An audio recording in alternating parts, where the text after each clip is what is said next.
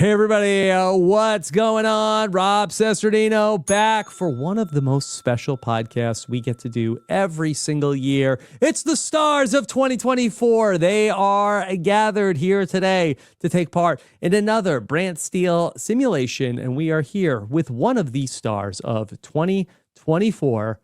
It is my great honor to ask you to give it up for Mike Bloom.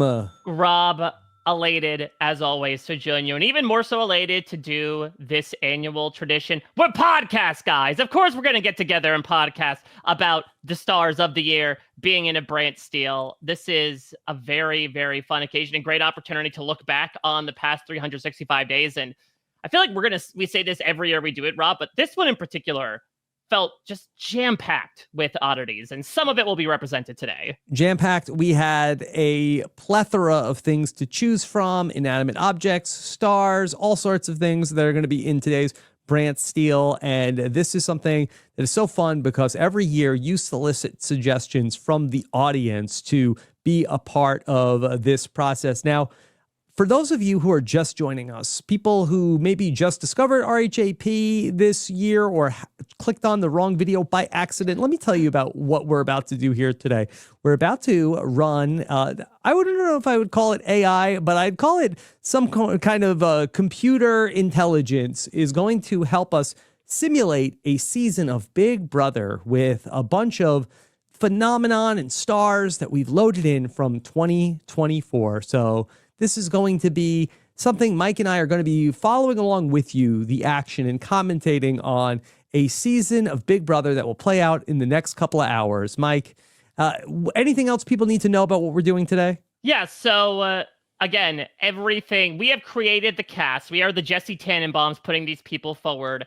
Everything from there on out is out of our control. So we are basically commenting, much like we do on the regular, Rob, about a season of reality TV playing out in front of us. We were able to curate a list of people pulled from many different spheres of pop culture primarily. You know, this was a big year. It was an Olympics year. It was an election year. And so we brought together a lot of people, memes, sometimes things as well, into one calamitous, chaotic cast.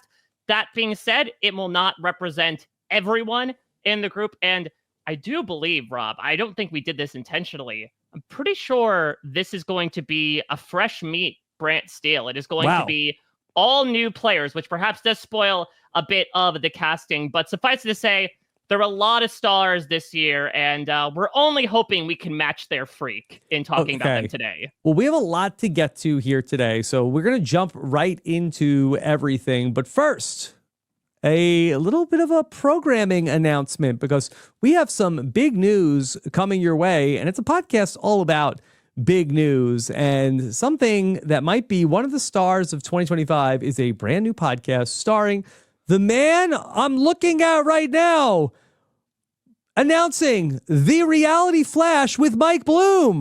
Look at that brown derby hat. Very demure, very mindful. See how he wears it to cover up his receding hairline. Yes, excited to talk about a brand new podcast that I will be launching in the new year as we say farewell to 2024. Of course, a lot to miss, but a lot to look forward to in 2025, including the Reality Flash, which is RHAP's official breaking news podcast in the world of reality television. Yeah. And so we're very excited to be working with Mike on this podcast. That Mike, of course, is a great resource on any reality TV news that breaks. You can often find him being the first to report all sorts of stories over on parade.com. And now we have the opportunity to, in podcast form, be able to have one of the top names in reality news bringing you a story whenever something is going on, whether it is the announcement of a new show, a new cast, Twitter drama that is boiling over. Mike Bloom is going to be on the scene with a shortish podcast that coming to you in a flash to talk about whatever is the biggest story in reality TV. Yeah, who would have thought that shortish and Mike Bloom reside in the same sentence together? But look, this is my New Year's resolution. And so I'm really excited about these. To Rob's point, these are really bite-sized podcasts that will come out when we feel there is a big piece of breaking news to talk about. And it's essentially going to be the gist, a boiled down version of okay, what's happening? What do you need to know? And what are people saying about it? To your point, I'm very lucky in that I do get to bring in an extensive amount of experience in reality TV journalism and get to apply it in this forum as well. And we'll be kicking things off in a major way on January 1st, as I will be with one foot in the past, Rob, and one foot in the future. I will reflect on some of the biggest storylines and characters to come out of 2024 in reality television and talk about what I'm looking forward to most in 2025. And there is a lot. So make sure you go to therealityflash.com. I have a bit of a teaser trailer up there to just give you a taste as to what to expect from these bite-sized podcasts. Send it to me, Rachel. Send it to everyone that you might know that is interested in these types of shows. And yeah, again, first episode's coming out January 1st, and then it's going to kind of show up intermittently whenever we hear the call of the wild. And there's going to be, big news on the horizon. I will be in your eyes and ears, bringing you all the info you need to know from the wide sea of reality TV. I will be your fisherman. Yeah, so make sure you don't miss any breaking reality news when it happens. Make sure you're subscribed at therealityflash.com with Mike Bloom. I can't wait to see what stars of 2025 you will be talking about there. All right, Mike, so let's get into our cast here for our BrantSteele. And so we had a team of experts that were working, some of our top pop culture experts gathered here today. We had hundreds of submissions from the listeners, and really what we tried to get down to were the things that were iconically 2024, not necessarily the figures from the quote unquote news. We're trying not to be too serious, but these are sort of like the figures that really made their mark on the year that went by. Yeah, so we've kind of stuck to this in the now 6 years that we've done this, of how we tend to stay away from politics. We even tend to stay away sometimes, for the most part, with athletes, with a couple of exceptions, including this year. It is largely entertainment focused, and they are hopefully going to be an entertaining cast. But as the wide swath will show, again, Rob, this was a very weird year. Weird in year. The world. Weird year. Okay. All right. Let's bring in our cast. Okay. And so let's go ahead and bring in our first contestant that's going to be entering the BB24 house. Okay. Here is Chapel Roan. Yes. So to spoil a bit of the future casting of this season, it was a year for the pop girlies, Rob. We really saw the rise of quite a few people onto the scene, and we'll see if she will have a rise and fall of a Midwestern princess inside the Big Brother house. It is the one, the only Chapel Roan. Yeah. Now, I thought this was Chappelle up until a little bit before we came on to the podcast. I was like, okay, he had a pretty good year. He won RHAP The Traders and Recap Kickback. So, okay, just Chappelle's in. No, it's a different person. Chapel Roan. I mean, we haven't seen them in the same place at the same time, Rob. Yeah. Okay. It could be moonlighting. Could be. All right. Congratulations. Welcome, Chapel Roan. Next, we have another pop star, okay, giving Brad Winter, yes. Charlie XCX. Yes, of course. Over this summer, we had, in one of the many entertaining moments of Big Brother 26, Angela call Matt a brat, and Charlie said, let me one-up that and actually reappropriate the term and see how I can do in the Big Brother house. And of course, she will be dressed in this sickening light green, neon yellow. I'm not sure how it will clash with the decor, but Big Brother fans like to talk about the pieces of wardrobe that people wear over and over again in the house. Charlie XCX will definitely invest in that color all season long. Okay. Next, first we had Derek XCX, now Charlie XCX in the Big Brother house. Ooh. Okay. All right, it's the Dune popcorn bucket. There we go. Nothing says more deek than the Dune popcorn bucket, of course. Now, Mike, you have one of these, right? Well, it depends on whenever the nights sort of lends to that. But the spice will flow, and hopefully so will the blind sides coming from the Dune popcorn bucket, because you never know what might be inside. But regardless, much like the Big Brother house, once you enter, you're bound to have a good time with the Dune popcorn bucket. I mean, it's too bad that Dune popcorn bucket wasn't playing in Big Brother 26. Could have had a showmance with Joseph Rodriguez. Exactly. A big film buff. Yes, exactly. He is able to reach Lover in. of Dune. Yes, grease his hands with all that butter, give proper lubrication before reaching in and grabbing some of that good stuff within the Dune popcorn bucket. And so we shall see if, much like Paul Atreides, it is able to lead its own cult inside the house, much like Paul. Actually, the more you think about it, Dune Part 2 is really Big Brother 19 coded. Okay, I'll take your word for that, Mike. Let's go to our next. Oh, it's Gypsy Rose Blanchard. Yeah, so again, 2024 was an odd year, and this is going to be one of a couple of characters, Rob, that actually really came onto the scene right after we did last year's podcast. Gypsy Rose Blanchard was released from prison on parole in late December 2023 after being tried and found guilty for the murder of her mother.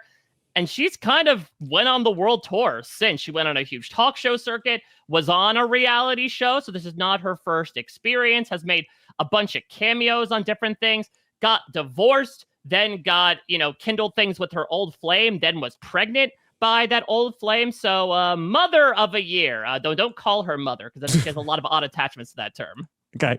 All right. Next up, we have always Talk to a Girl. Couldn't do the 2024 BrantSteele without Hawk to a Girl.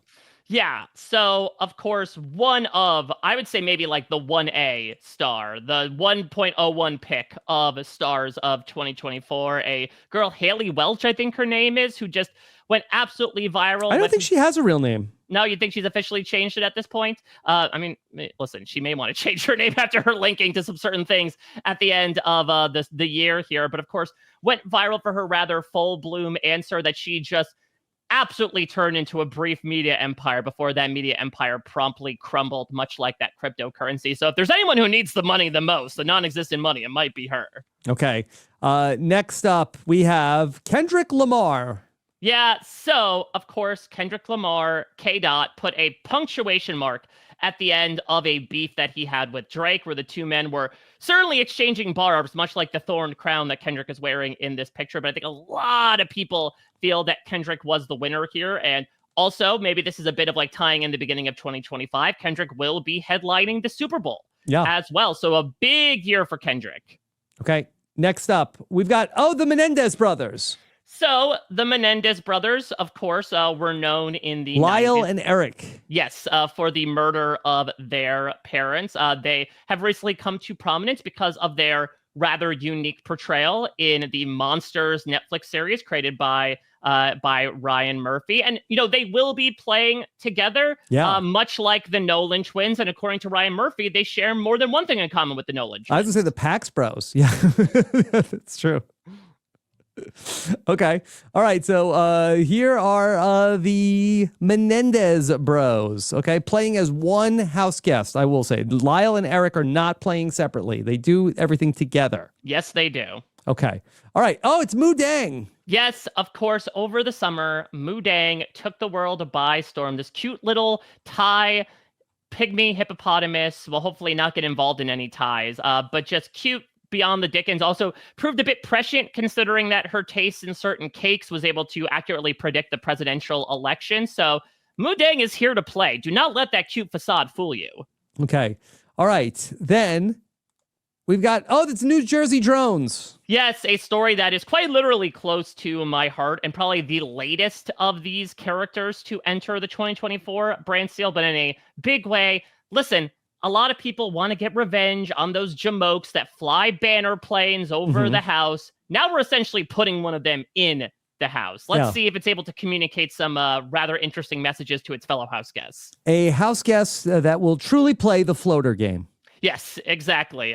Floaters grab a remote control. Okay. All right. Then it's the Pop-Tart mascot, star of the Pop-Tart Bowl. Yes, so this was a little bit of a mea culpa from last year. The Pop-Tart Bowl happened after we did the 2023 BrantSteele, and it was lit, or should I say it was toasted, because the Pop-Tart mascot in this odd Orwellian dystopian fantasy is this mascot that... Big Brother's pretty Orwellian, too. Yeah, very true. R.I.P. that owl. But he was able to celebrate the end of the Pop-Tart Bowl by descending into a toaster, popping out as an inanimate, deceased version of itself, in which the winning team then feasted on its innards. And the saga continued. We are talking but a couple days after this year Pop-Tarts Bowl. Did you watch the results of that, Rob? So I didn't see the results, but I saw some clips of the Pop-Tarts stripping. Oh, yeah. They really committed to the bit and then some. I wouldn't even call it a bit. It's a full-out narrative right now. Like, there are some Marvel movies that had less story going on than the Pop-Tarts Bowl, where the frosted strawberry Pop-Tart resurrected itself and actually made its return in all of its, like, uncanny valley horror-stricken face that luckily we have put the before image on his picture, not the after. Though it'll be interesting to see if, 100 Days of Big Brother, if he'll wind up looking like that at the end. Okay, next up. Oh, it's Ray Gun. It is Ray Gun, probably the biggest meme to come out of the 2024 Olympics. Rachel Gunn is here to show up really Raven and say, if you could do a cartwheel out of the house, I'll do a whole ass routine. Of course, the Australian breakdancer. Breakdancing was a brand new sport in the Olympics. And while it was certainly notable, I think she almost superseded the event itself with how viral she went. Okay. Next up, it's Sabrina Carpenter. Yes, finishing off our holy trinity of pop princesses, though some would say she is not exactly a holy figure considering how salacious her material can be. It is Sabrina Carpenter. Don't talk to her until she's had me espresso, Rob. Okay, there you go. All right, then next up after Sabrina Carpenter. Oh, it's Steven Nedorosik. Yes, also known as Pommel Horse Guy, one of the other big internet favorites of the Olympics. Really just came out of nowhere as one of the male gymnasts to help bring home a medal for the U.S. for the first time in over 15 years. But he was most well known for his Zen state, his Clark Kent look, his love of Rubik's Cubes. Look, Rob, this is Big Brother. We know that we have to throw one, but only one white guy with glasses in there. You have to. Steven Nedorosik fits the quota. Okay. All right. And it's the Rizzler. It's the Rizzler, of course, one of the biggest internet darlings, I should say. A child that is, that is a diary room photo in and of itself, is it not? Like this. Look at that Riz face. He's got that Riz face going on, but let's see if the Riz will carry over. I don't know, putting a child and a Pop-Tart together, Rob. I think this is either going to be a match made in heaven or... Hey, he's a Costco guy. Of course he's going to get a Pop-Tart mascot. That's interesting as well. Do you think he got coached by the Costco guys? Are the Costco guys like the Derek Levasseur of the BrantSteele universe?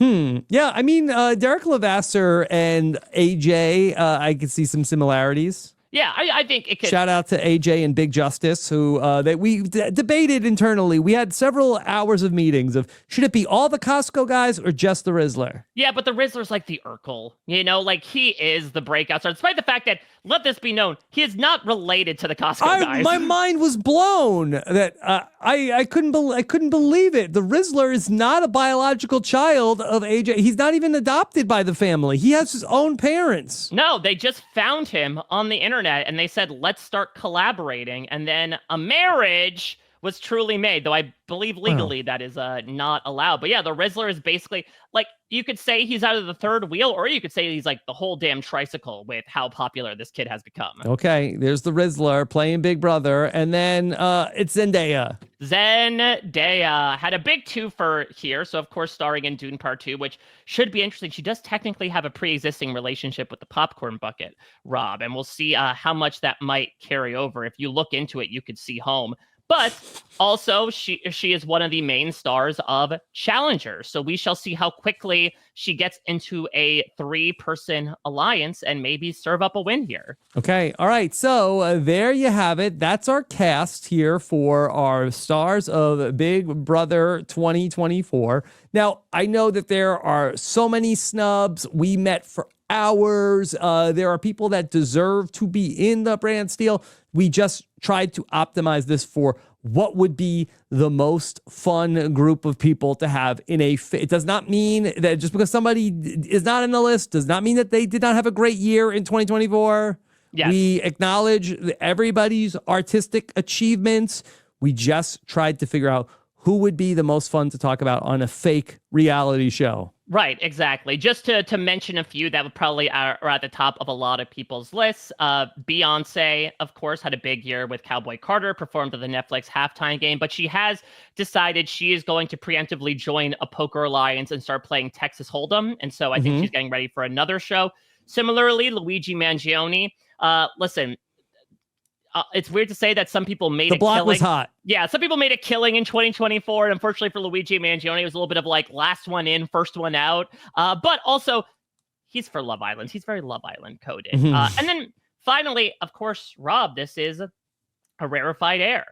This will be our first official BrantSteele without Taylor Swift. And that is not to say that she didn't have a great year. Tortured Poets Department came out and she ended the Eras tour. And that's what it kind of feels like. This feels like a bit of an end of an era. I think it's very tough to top last year when she played alongside her boyfriend, Travis Kelce, who brutally blindsides her at the Final Four. And then she doesn't vote for him to win. So we decided to take a little bit of a hiatus from the T Swift. Apologies to Swifties. Apologies to Charlie out there. But I can only imagine that she will make a big return. You actually hear, Rob, that she's played as many times as Boston Rob has played Survivor. So I think Deal or No Deal Island is next for Taylor Swift. Okay, maybe that'll be the BrantSteele we do next year. Okay, all right, let's get into our season and kick things off with how everything is going to go. We will be learning what happens as you do as we go through. And so, Mike, let's go ahead and take a little gander at our house guests. Here we have 15 house guests in all.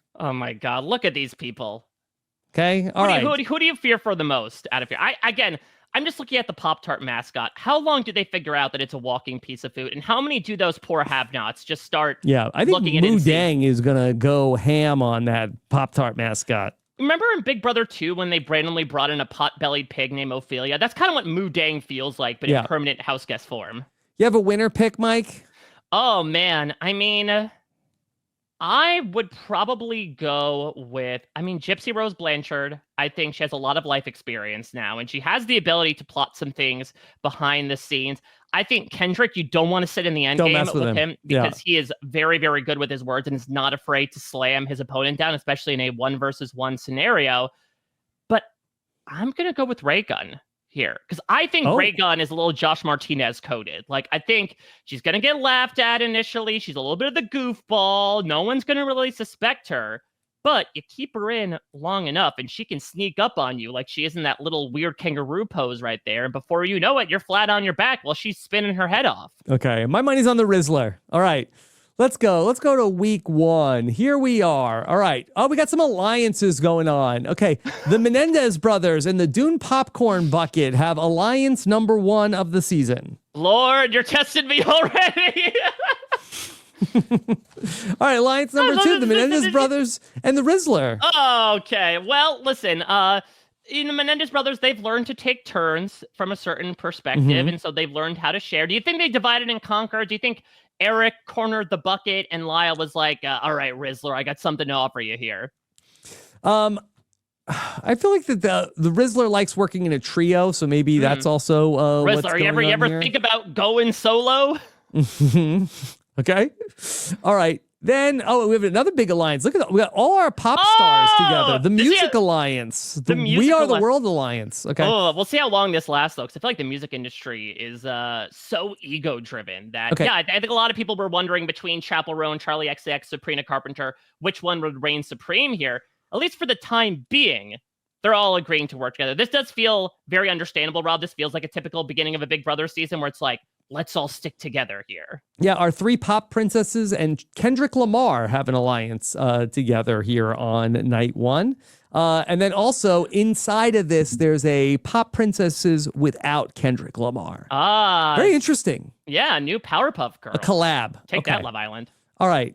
So let's go ahead and learn about our first HOH. And so we have everybody competing. Ray Gunn is out first. Might be a breakdancing competition. All right, it's down to Sabrina Carpenter, Gypsy Rose Blanchard, and Kendrick Lamar. And our first HOH will be Kendrick Lamar. There we go. HOH of the stars of 2024. Yes, Kendrick Lamar. He is wearing that HOH key like it's all the drip he has around him, like the boogers, as he likes to quote. And he is rocking that robe, man. He is absolutely making a meal out of the fact that he is the initial number 1 person in this house. Okay.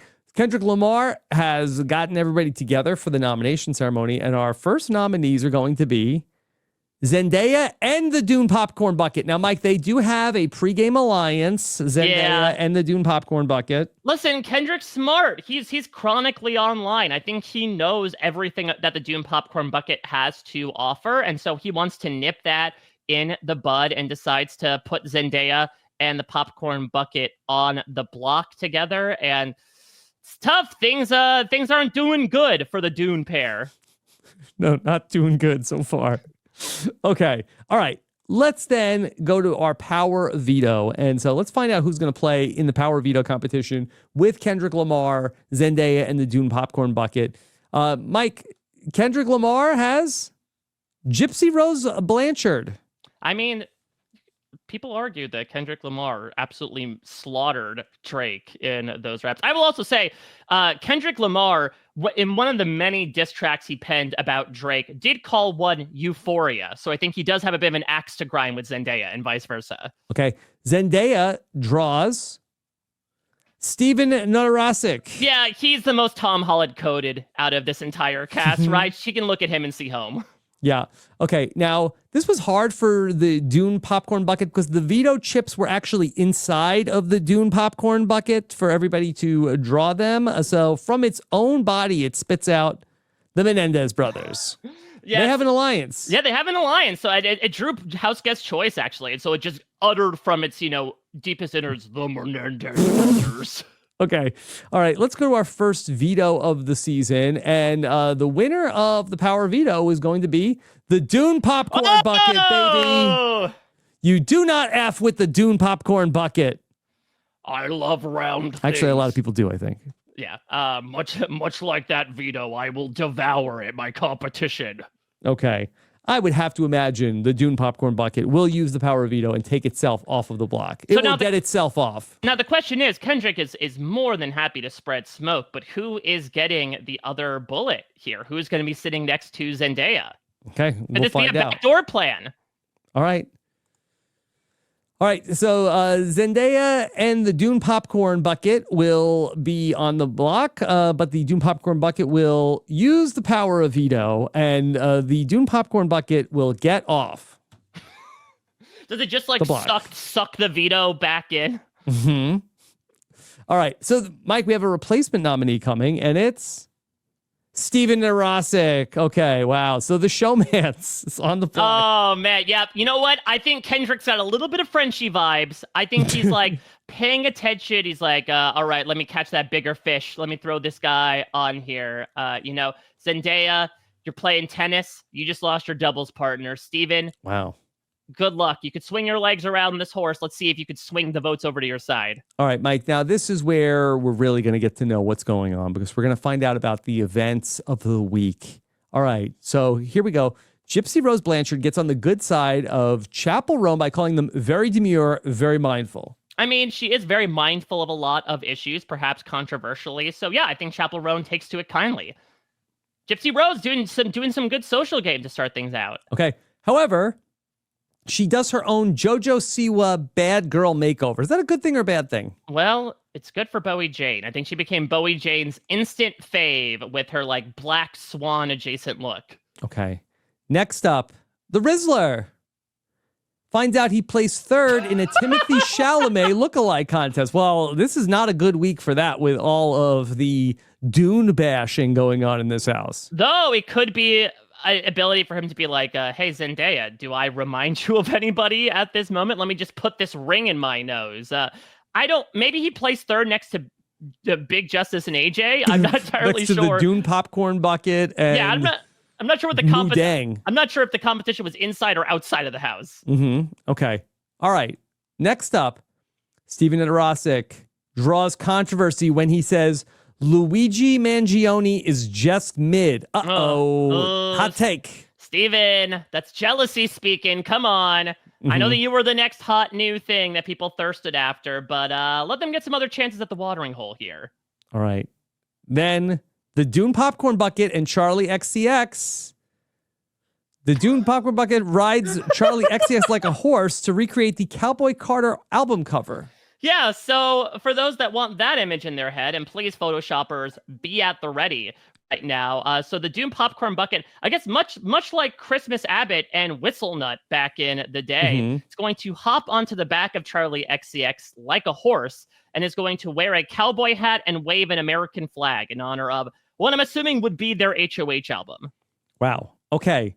Then that's it for the week. All right. It's eviction night, Mike. Okay. So Steven Edorosic, listen, was not put up initially. I don't know if this was exactly a backdoor on Kendrick's part, but did draw a little bit of negative attention to himself. And honestly, in this first week, all you want to do is like not have a reason for people to evict you.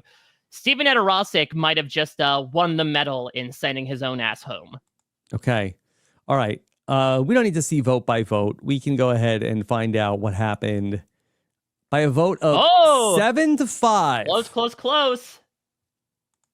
Steven Edorosic has been evicted from the Big Brother house. Wow. I mean, listen, I think people are arguing on the internet that the Dancing with the Stars tour is coming up. Like, did he just come for the appearance fee and purposely get himself evicted first by saying Luigi Mangione was mid?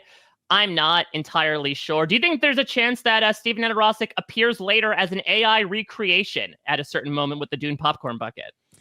Wow. Is that part of like a hologram? You think that there could be, maybe we could see some sort of like deep fake HOH? Yeah, exactly. Like Steven will pop up and be the one to not popcorn and be able to just slander these other house guests. Because I think, listen, Steven Edorosic has a lot of staying power and slaying power. So he might be one of those iconic first boots in a year that has been full of them.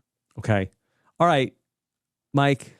He was too threatening, Rob. He had glasses. He solved Rubik's Cube, so he's good at puzzles. I think everyone just perceived him as a threat lying in wait. He's just sitting there, eyes closed, ready to take those glasses off. But the problem is once he does, he's blind. Yeah. Steven Edorosic, he tasted victory in the Olympic Games, but sadly, that was his only winning to do here in the rest of 2024. But still, even making the cast is a feat in and of itself. Mike, time for week 2 of the Stars of 2024. We're down to just 14 in the BB house. Let's see what happens next. Kendrick Lamar cannot play HOH. All right, we have our alliances. But Kendrick is protected by the pop princesses. Yes. Okay. Bad news. The Dune Popcorn Bucket and the Menendez brothers have dissolved their alliance. When things end with the Menendez brothers, they tend to end badly. Right, exactly. And I do think the Dune Popcorn Bucket gets a big head, I should say, and was probably getting a little too big for its britches, non-existently, about the fact that it won a veto and thinks it's hot stuff, much like the hot stuff that exists inside of it. So maybe the Menendez brothers were not happy with how cocksure it was. Okay. Mike, that was a lot. Let's go to our second HOH competition. And let's find out. The next HOH will be either Gypsy Rose Blanchard, the Pop-Tart mascot, or Chapel Roan, and it's Chapel Roan, the new HOH. Okay, HOH. I have won the HOH. All right. Congratulations, Chapel Roan, the new HOH. And Chapel Roan gets up to the HOH room, works on these nominations, which are going to be the New Jersey Drone and the Pop-Tart mascot. Okay, now is this a little like speciesist? Is she like, listen, I may not like some of what humanity is doing, but I trust living, breathing people above these inanimate objects or like anthropomorphic mascots. Good luck, babe. I'm putting you up. Yeah. Chapel Roan has been working with the musicians in the house. New Jersey Drones and the Pop-Tart mascot are certainly not in that mix. True to your label, New Jersey Drone's been a bit of a floater. No alliances so far in the first 2 weeks. Not yet. And Pop-Tart mascot's been pretty quiet too. So maybe he doesn't talk. He can only hold up signs. That's the problem. Yeah, Chapel Roan's just like, I just feel like we didn't get to know each other too well. Exactly. It's not you, it's me. Okay. All right. For the power of veto, Chapel Roan draws Kendrick Lamar, okay? A solid music alliance. New Jersey Drone draws Charlie. Oh, bad draw. This is a great draw for the ruling alliance right now. And Pop-Tart. It's got Sabrina. Horrible draw. Worst horrible time. Draw. Terrible draw. Oh, and you know, these musicians, once they get in the studio, aka the room that they all share, they're jumping up and down, they're celebrating because they crushed this draw. They have a 2/3 chance of winning this veto and assumingly keeping the nominations the same. Okay. All right. New Jersey Drone is out. And so for Pop-Tart, I think it's going to be all on the Pop-Tart to come up the winner. And Sabrina Carpenter has won the Golden Power of Veto. We do not expect Sabrina Carpenter to use the power of veto. No, despite the fact that both nominees are going to be saying please, please, please to her, she's going to deny them. Okay. All right. Let's go to our power of veto ceremony. And Sabrina Carpenter has decided not to use the power of veto. Yeah, this makes sense. Don't rock the boat too much. You know, you've don't let your bed chem be too screwed up right here in week 2. You gotta play the long game. And unfortunately, the game will not be long for two of the most unique castings, I would say, in this house. Okay, Mike, let's see what's going on in the house this week. Charlie XCX and the Rizzler win tickets to a screening of Madam Web in the HOH room. They politely decline. Yeah, I guess a Big Brother first that they win a reward and they're like, we're good. We're good. There's only so much you can hear about. I guess was Dakota Johnson's iconic narration about she went to the studying spiders in the Amazon before she died. Is that like the movie equivalent of people explaining a Big Brother competition for the umpteenth time in the diary room? Yeah, it's very loudly. She has to do it. Now, also, there could be a little bit of a fear of, okay, so Zendaya went up on the block. Steven Rosick went home. They were giving Spider-Man, maybe anything in the Spider-Man universe. So like, that's cursed. I don't want to touch it. 2024, infamously the year of arachnophobia. You're right, Rob. Okay. The New Jersey Drone is on the block. Uh-oh. And they take time away from strategy to make the Tortured House Guest department, writing 31 songs about the game. Now, this is incredibly intriguing to me on a number of levels. Is it the drones themselves writing it, or is it the person controlling them? I mean, that's the big question, right? Is who is controlling the Jersey drones? Or do they control themselves? Could this be an America's House Guest situation where it's actually Grodner as the drone pilot the entire time? You think this is like America's Player? Exactly. It's like, all right, write these songs for the house guests and you win 500 Dogecoin. Okay, and that's it. That's a quiet week. Okay, so we'll see how well received the New Jersey Drones are. I mean, 31 songs is a lot. I know that Chemo and company were able to lift spirits by writing so many songs about the house guests, but especially when, I don't know, is it a little insulting if you are someone who does not make music for a living and you go to 4 people who do and you're like, check out my tracks, these are fire. Yeah, maybe for the New Jersey Drone, that was a way of getting in with the musicians to drop so many songs. But I feel like that, you know, when people are trying to play music, like having like a very loud drone next to you is not ideal. Yeah, I did my own beats. Okay, so Mike, Pop-Tart Mascot had a quiet week. New Jersey Drone did a lot. Who do you think is going to go home? I think New Jersey Drones made a little too much noise. It's tough to silence those things, Rob. I think Pop-Tart did pull the Dan Giesling move, right? Just laid down the entire time in hopes of not getting digested. Down into the toaster, waiting just to pop up later as the Pop-Tart does. I mean, that's your famous edict for Big Brother strategy, right? It's the first half of the game, go into the toaster. Go into the toaster. And then you'll pop up. And then pop up later on, okay, to try to win. All right, so let's just quickly look at the votes. We should be able to tell pretty soon, okay? Charlie XCX votes. Sadly votes to evict the Pop-Tart mascot. Doom Popcorn Bucket sadly votes to evict the Pop-Tart mascot. Only one object can live. Wow. Gypsy Rose Blanchard, Pop-Tart mascot. Oh, this could be unanimous. Oh, okay, hold on. Oh, wait Kendrick a minute. Lamar votes to evict the New Jersey Drone. Okay, is this a hinky vote on Kendrick's part? Okay, Menendez Bros evicts Pop-Tart mascot. Pop-Tart mascot. Yeah, I think it's done. Let's see. By a vote of 7-4, Pop-Tart mascot. Dreams really do not come true. Though, I don't know. Could this ironically be the best thing that happened to it? Because it does wait for the moment where its life does expire in the game. So, like, was it pulling a Keisha Knight Pulliam where it's like, you know, my frosting is depleting. Let me go. I need to be devoured by these, you know, massive 21-year-old men who just won a college bowl game. Can we go back to the eviction voting, Rob? Because I'm intrigued to see who the 7-4 votes were, because Kendrick Lamar voted outside of his alliance. Okay, let's see. All right, so if we look at the votes, and there were 7 votes to evict last week also. Yeah, I don't know if it would be the same 7. All right, Kendrick Lamar was one of the 4. I know Ray as Gunn was was the Ray second. Gunn, Sabrina Carpenter, and Zendaya. Okay, this is interesting. So I guess the question is, did the Music Alliance purposely plan a split vocal, as it were, to go in stereo instead of mono, and decided to split their votes to hide their alliance? Were they trying to throw the blame onto others? It is a definitive split in what is probably the most solid alliance in the house so far. Okay. Look, it's early in the season. The people want to vote with the house. Don't know exactly what went on there. We'll have to see what happens next. Okay. We're down to 13 people left in the game. Mike, who's going to be our third HOH? Actually, I'm sorry. Let's go back to our alliances first.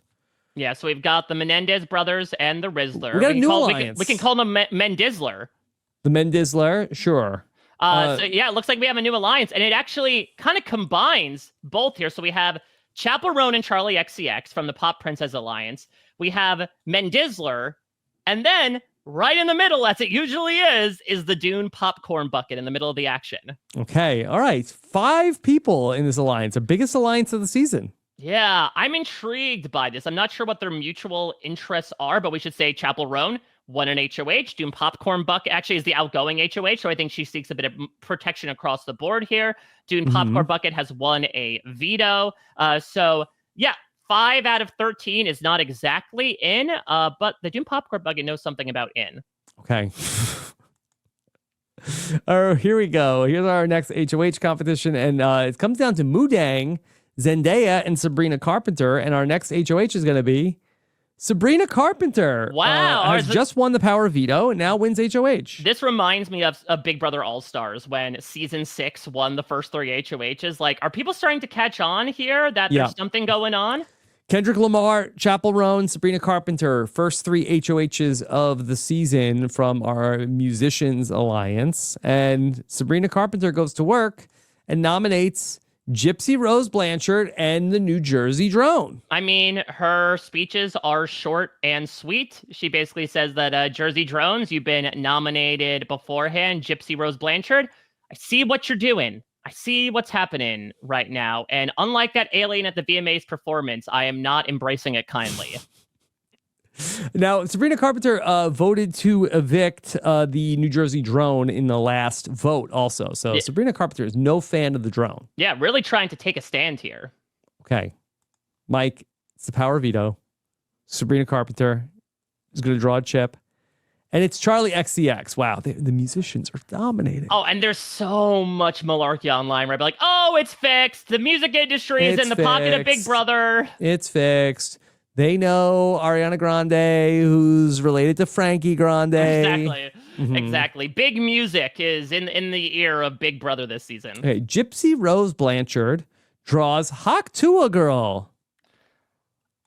Interesting. I wonder what... I mean, Hawk Tua Girl has been pretty silent in this moment. I think at this point in her career, she's largely like, let me be seen and not heard for a little while, because the more I talk, the more people remember the ups and downs of my career. So she's been pretty quiet so far. Okay. All right. And then New Jersey Drone selects Ray Gunn to participate. Ray Gunn also voted to evict the New Jersey Drone at the last vote. So yeah, but the New Jersey Drone actually thinks that Ray Gunn is a Ray Gun and is like, ah, yes, my fellow mechanical brethren.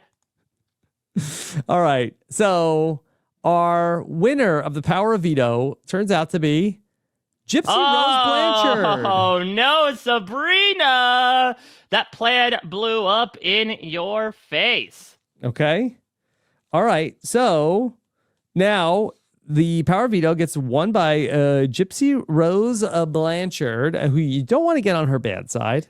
Definitely not. And so she is going to fire off at Sabrina Carpenter in her veto meeting saying, like, don't you realize what I can do when I want vengeance? Yeah. Sabrina Carpenter replies, so sue me for looking too pretty tonight. So a bit of a rivalry brewing here, Rob. Who do you think is going to be the replacement nominee, Mike? I mean, it could be possible that she throws on...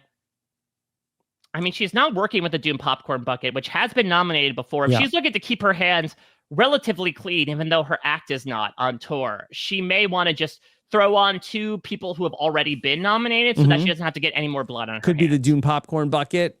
Could be Ray Gunn. Could be Hawk Tua. Let's see. All right, so Sabrina Carpenter will take, after Gypsy Rose Blanchard takes herself off the block, we will see Sabrina Carpenter has replaced her with the Menendez brothers. Wow, major blindside. Okay. I mean, listen, she's a former Disney Channel star. She knows her way around chaotic family situations, and she does not like what she sees. All right, the Menendez brothers. All right. She's saying, like, listen, there's only one lurid person that can be in this house, okay? You Menendez brothers are dirtying these waters too much. All right, so let's go ahead and see what's happening in the house this week. Sabrina Carpenter and Hawk Tuah Girl, now they won screening to Madam Web, and they politely decline. I do love that it kind of is like every round as part of the veto. They're like, and the winner will also get 2 tickets to Madam Web. Please? Does anybody want to go to this? Will anybody go see Madam Web? No. Turns out nobody in 2024 wanted to see Madam Web. All right. The New Jersey drone is back and just fell out of a coconut tree. Now, how the hell does a drone fall out of a coconut tree? Loses power. You know, maybe Grodner was taking a break and it just kind of landed in the coconut tree and fell out. While poor, not Joseph Rodriguez, but Joey Rodriguez Glenn, he just finally had all those coconuts in place. And then the New Jersey drone knocked them all askew. Okay. Next up, Chapel Roan asked Mr. B for an unreasonable amount of baby oil. Okay, as long as it's not the Dune popcorn bucket. Yeah, Chapel Roan, let's not follow these breadcrumbs any further. Okay. All right. Here we go. Eviction night. Eviction night number 3. Boy, I hate to lose the Menendez brothers this early. Well, you know that they're going to come back 30 seasons later in a very different way than we remember them anyway. Yeah, they've got a big stan audience. I would say so. Yeah, I think the legal, they're already raising a GoFundMe, and that's not just for their legal fees. Okay. All right. So let's see the votes. Okay. Chapel Roan. Okay. Sadly votes to evict the Menendez brothers. Are the Jersey Drones becoming the block stars of the season? Maybe. There's only one vote. Charlie XCX votes to evict New Jersey Drones. I don't know what's going on with this music alliance. They keep voting away from each other. Dune Popcorn Bucket votes to evict Menendez brothers. Okay, we're tied 2-2. Gypsy Rose Blanchard votes to evict the drones. Hawk Tuah votes to evict the drones. Well, if you spit on that thing, it does malfunction. So yeah, not in her wheelhouse. You'll get spit right back in your face. It's not ideal. Okay. Kendrick Lamar votes to evict the drones. Mudang votes to evict the drones. Yeah, I think the drones scare Mudang too much. Yeah, they don't. Mudang doesn't like it. So it ends up being only 2 votes. Only Chapel Roan and the Dune Popcorn Bucket vote to evict the Menendez brothers. And so the Menendez brothers are staying. New Jersey Drone, sadly, has to go. Now, do you think it was purposeful on the point of Chapel Roan and the Dune Popcorn Bucket to be like, we need 1 vote for each Menendez brother? It's only fitting that you came in as 2, you walk out as 2 votes? Yeah, do you think that one sadly voted to evict Lyle and the other voted to evict Eric? Hello, Julie, you look ravishing. I vote to evict Eric Menendez. Shout out all my worms at the crib. All right. So sadly, the New Jersey Drones will no longer be flying in the Big Brother house. Thank goodness. They've been quite disquieting to me. And there's been so many conspiracy theories online about, what their strategy is. Yeah, they got a little bit of like a creepy edit as well. Like I walked out of the bathroom and it just kept hovering around me. Like, I don't know how to get rid of it. Okay. I don't even know what it's doing. It's not even speaking. Mike, we are down to, believe it or not, there's only how many people left in the house? A dirty 12. dozen, yeah. All right. Let's see. Our week 4 HOH. Now, will the... I'm sorry. Our alliances. Let's check. I think there might be some alliance stuff going on. So we have Mendizler that survived the week. We have our pop stars. The pop stars have been topping the charts of the power rankings here, of winning every HOH so far. We'll see if that streak is broken. Okay. Got the pop princesses, who are also sort of like an alliance within the alliance. We have this mishmash of a 5-some going on. So nothing changing in the moment, but anything can happen in the Big Brother house. Let's see. Can the pop stars keep it going in week 4? Let's see. Our nominees are no. None of the pop stars are here. It's Hawk Tuah, Menendez brothers, and Zendaya. Okay, could someone be the Jessica from Big Brother 21 here and truly break the combo? Okay, let's see. The new HOH in week 4 is Zendaya. There we go. Aces. She is finally on top here. One of the hardest working people in Hollywood. And I think she has some deep-seated revenge against K-Dot here. Okay, let's see what Zendaya does with an HOH. Zendaya was on the block in week 1. Kendrick Lamar put Zendaya on the block with the Dune Popcorn Bucket.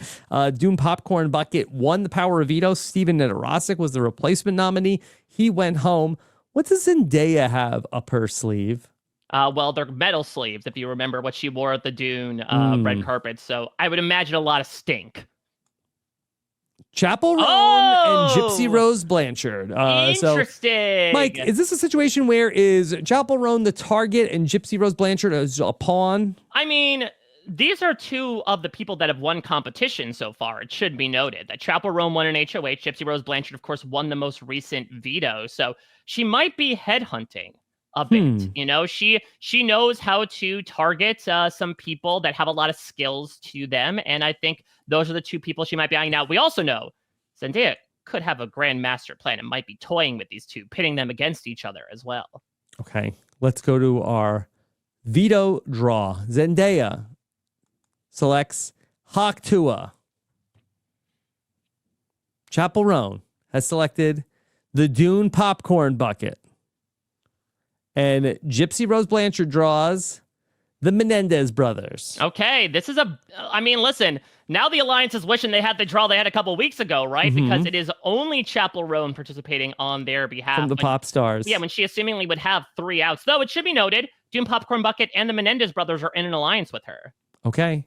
All right, so it comes down to Zendaya, Menendez brothers, and Gypsy Rose Blanchard. And the winner of the fourth veto is Gypsy Rose Blanchard, veto queen. 2 for 2 right now, 2 in a row, winning it when she needs it most here. She is able to skirt by and evade, I guess like permanent imprisonment in the outside world, despite the fact that she kind of was entering her own version of confinement in the form of the Big Brother house. All right, so Gypsy Rose Blanchard is going to use the power of veto on herself, and Zendaya has a decision to make. What do you think that ends up being a pop star? I think it's going to be a pop star because Zendaya is, I mean, I would say either a pop star or someone who is in that big 5-person alliance. So we could see the Menendez brothers go up again. We could see the Doom Popcorn Bucket go up again.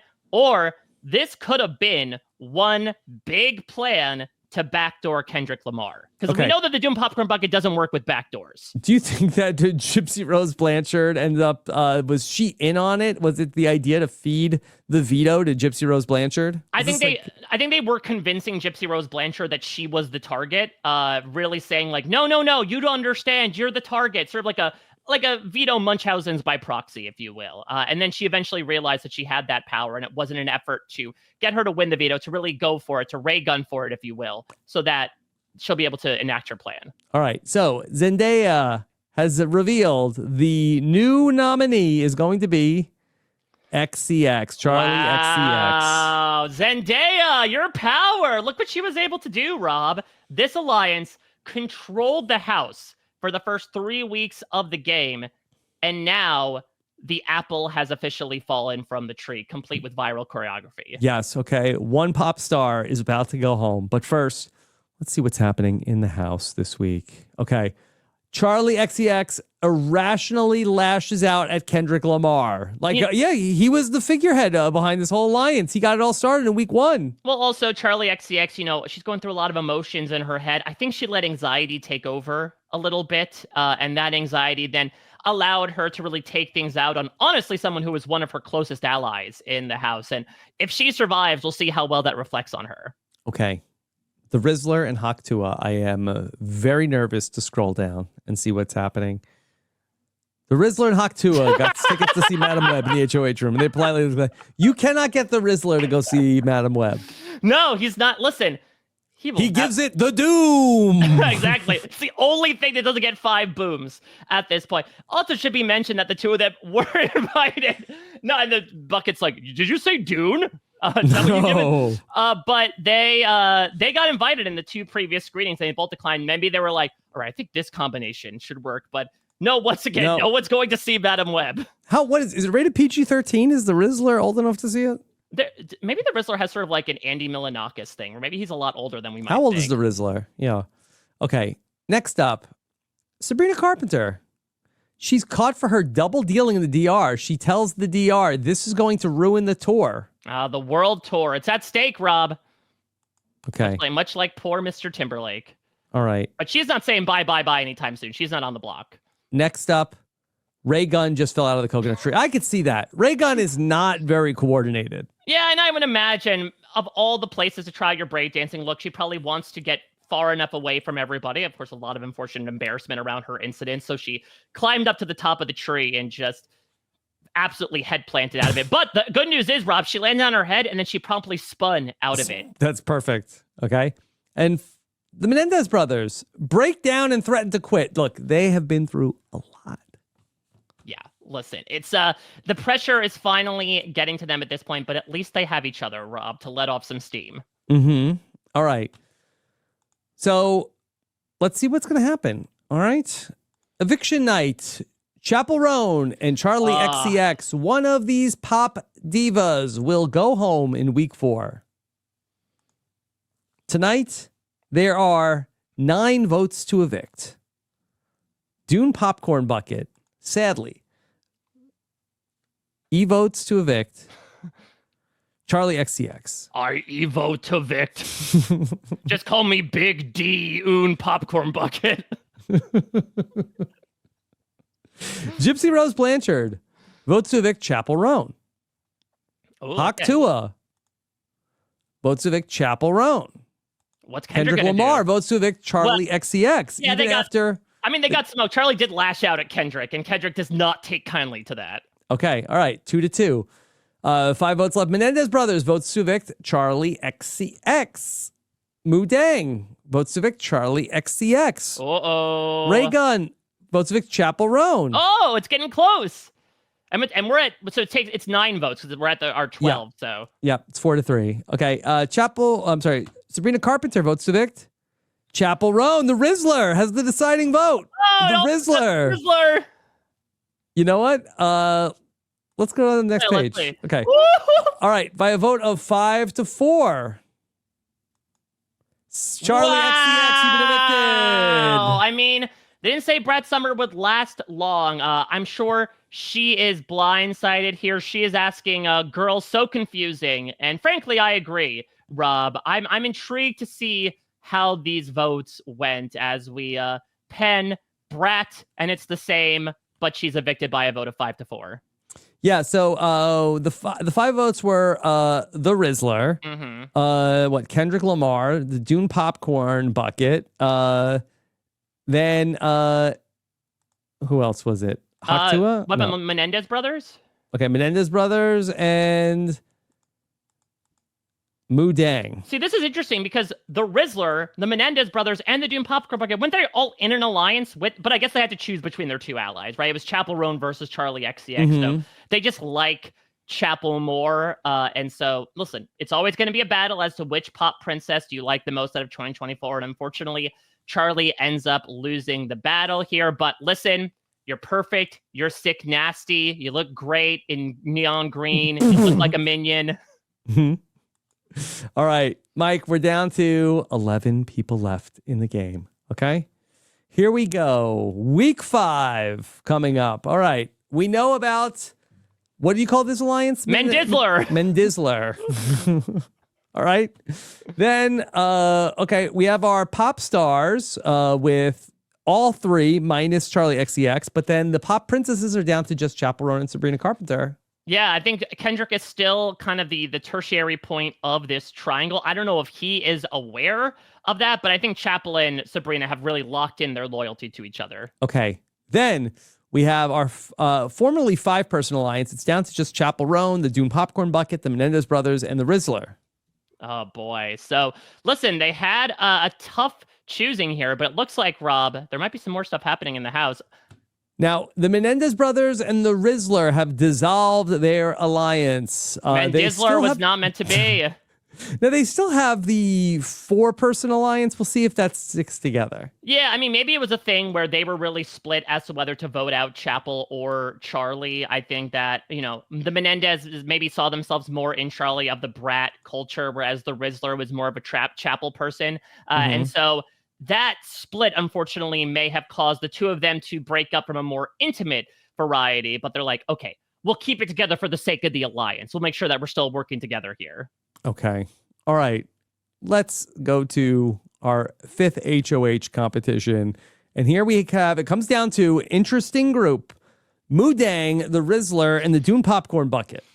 Really the Three Stooges of 2024. Okay. And the winner ends up being the Dune Popcorn Bucket. Give me that key, bitch. All right, so the Dune Popcorn Bucket and Zendaya, they sat on the block in week 1, and now they are consecutive HOHs in weeks 4 and 5. And that's why you never count the Fremen out, Rob. They know how to walk their way through this house, much like they wind through the sand. All right, so now for a change, the Dune Bucket is about to be doing the screwing. Exactly. The tables have turned in that regard. And so grab your popcorn, folks. It's going to be a very fun week here in the house. All right. So the Dune Popcorn Bucket could have revenge on the mind. It could be another bad week for the pop stars. From the popcorn to the pop stars. Let's see who the nominees are. It's Sabrina Carpenter and Ray Gun. Ray Gun's got to be a Ray Goat, right? Like, she's got to be a pawn at this point. I think Dune is headhunting a bit, is going for the musicians, trying to finish off that group. And so Sabrina Carpenter makes sense, and Kendrick, I think, is lying in wait as a backdoor option. Maybe you don't want to make 2 enemies if you're the Dune Popcorn Bucket right now. Maybe the target is Sabrina Carpenter. Maybe ends up with Ray Gun winning the veto. Maybe you could backdoor somebody else. But for right now, maybe you don't want to just alienate too many people. Yes, exactly. But Sabrina Carpenter knows a thing about aliens, so she's more than fine with that. Okay. Let's go to our power veto. Dune Popcorn Bucket reaches into itself and pulls out Gypsy Rose Blanchard's chip. Shouldn't that cause a paradox if a bucket reaches into itself? No, it just spits it out. Okay. Then Sabrina Carpenter ends up getting Zendaya. Ooh. Okay. Bad draw so far for Sabrina Carpenter. And then Ray Gun ends up drawing the Rizzler. All right. Pretty even field here. I mean, Sabrina is missing a couple of her key allies. But look, she's won clutch competitions in the past. She might be able to replicate it here. All right. So Otev. All right. So Otev comes down to Zendaya, the Dune Popcorn Bucket, and Ray Gun. And the winner of the Power of Veto ends up being Zendaya. Oh, and I will say the Otev this year is actually themed after the unknown from the Glasgow Willy Wonka experience. So it's just a sort of like odd masked man that asks for pieces of loose candy to search for amongst the backyard. All right, Mike, let's go ahead and see what Zendaya does. I expect Zendaya to not use the power veto. Yeah, I would imagine that Zendaya and the Doom Popcorn Bucket are hand in hand, and by that I mean hand in bucket, and she is not going to break its wishes unless the Doom Popcorn Bucket has a bigger plan that they are working towards. I think the knobs are going to stay the same here. Okay. All right, so Zendaya decides to not use the power veto. Okay, so this is interesting because, look, we've just been through Big Brother 26. We know that nothing is truly set in stone. And so despite the fact that maybe Ray Gun volunteered to go up there and could be seen as a pawn to get rid of Sabrina Carpenter, who is the bigger threat, there's a very good chance this house, much like in true 2024 fashion, could flip on a dime. And Ray Gun knows a thing or two about flipping. Allegedly. Okay, attempted flips. All right. So let's see what's happening in the house this week. The Menendez brothers complete a secret task, winning a golden ticket to see the Willy Wonka experience at Glasgow. It was Willy Wonka week. Yes, they're like, oh, is this the punishment for what we did? This is the hell we have to go through now? Mm-hmm. Okay. Then we end up having, due to the mental stress of the game, the Menendez brothers isolate themselves from the rest of the house. I mean, look at it, just when they isolate themselves, they're not really isolating themselves, or maybe they're doing it for other reasons. Mm-hmm. Okay. All right. Then Chapel Roan and Sabrina Carpenter fight over who gets to use the last Stanley Cup at dinner. Don't get between a white woman and their Stanley Cup, Rob. This is a rule of thumb.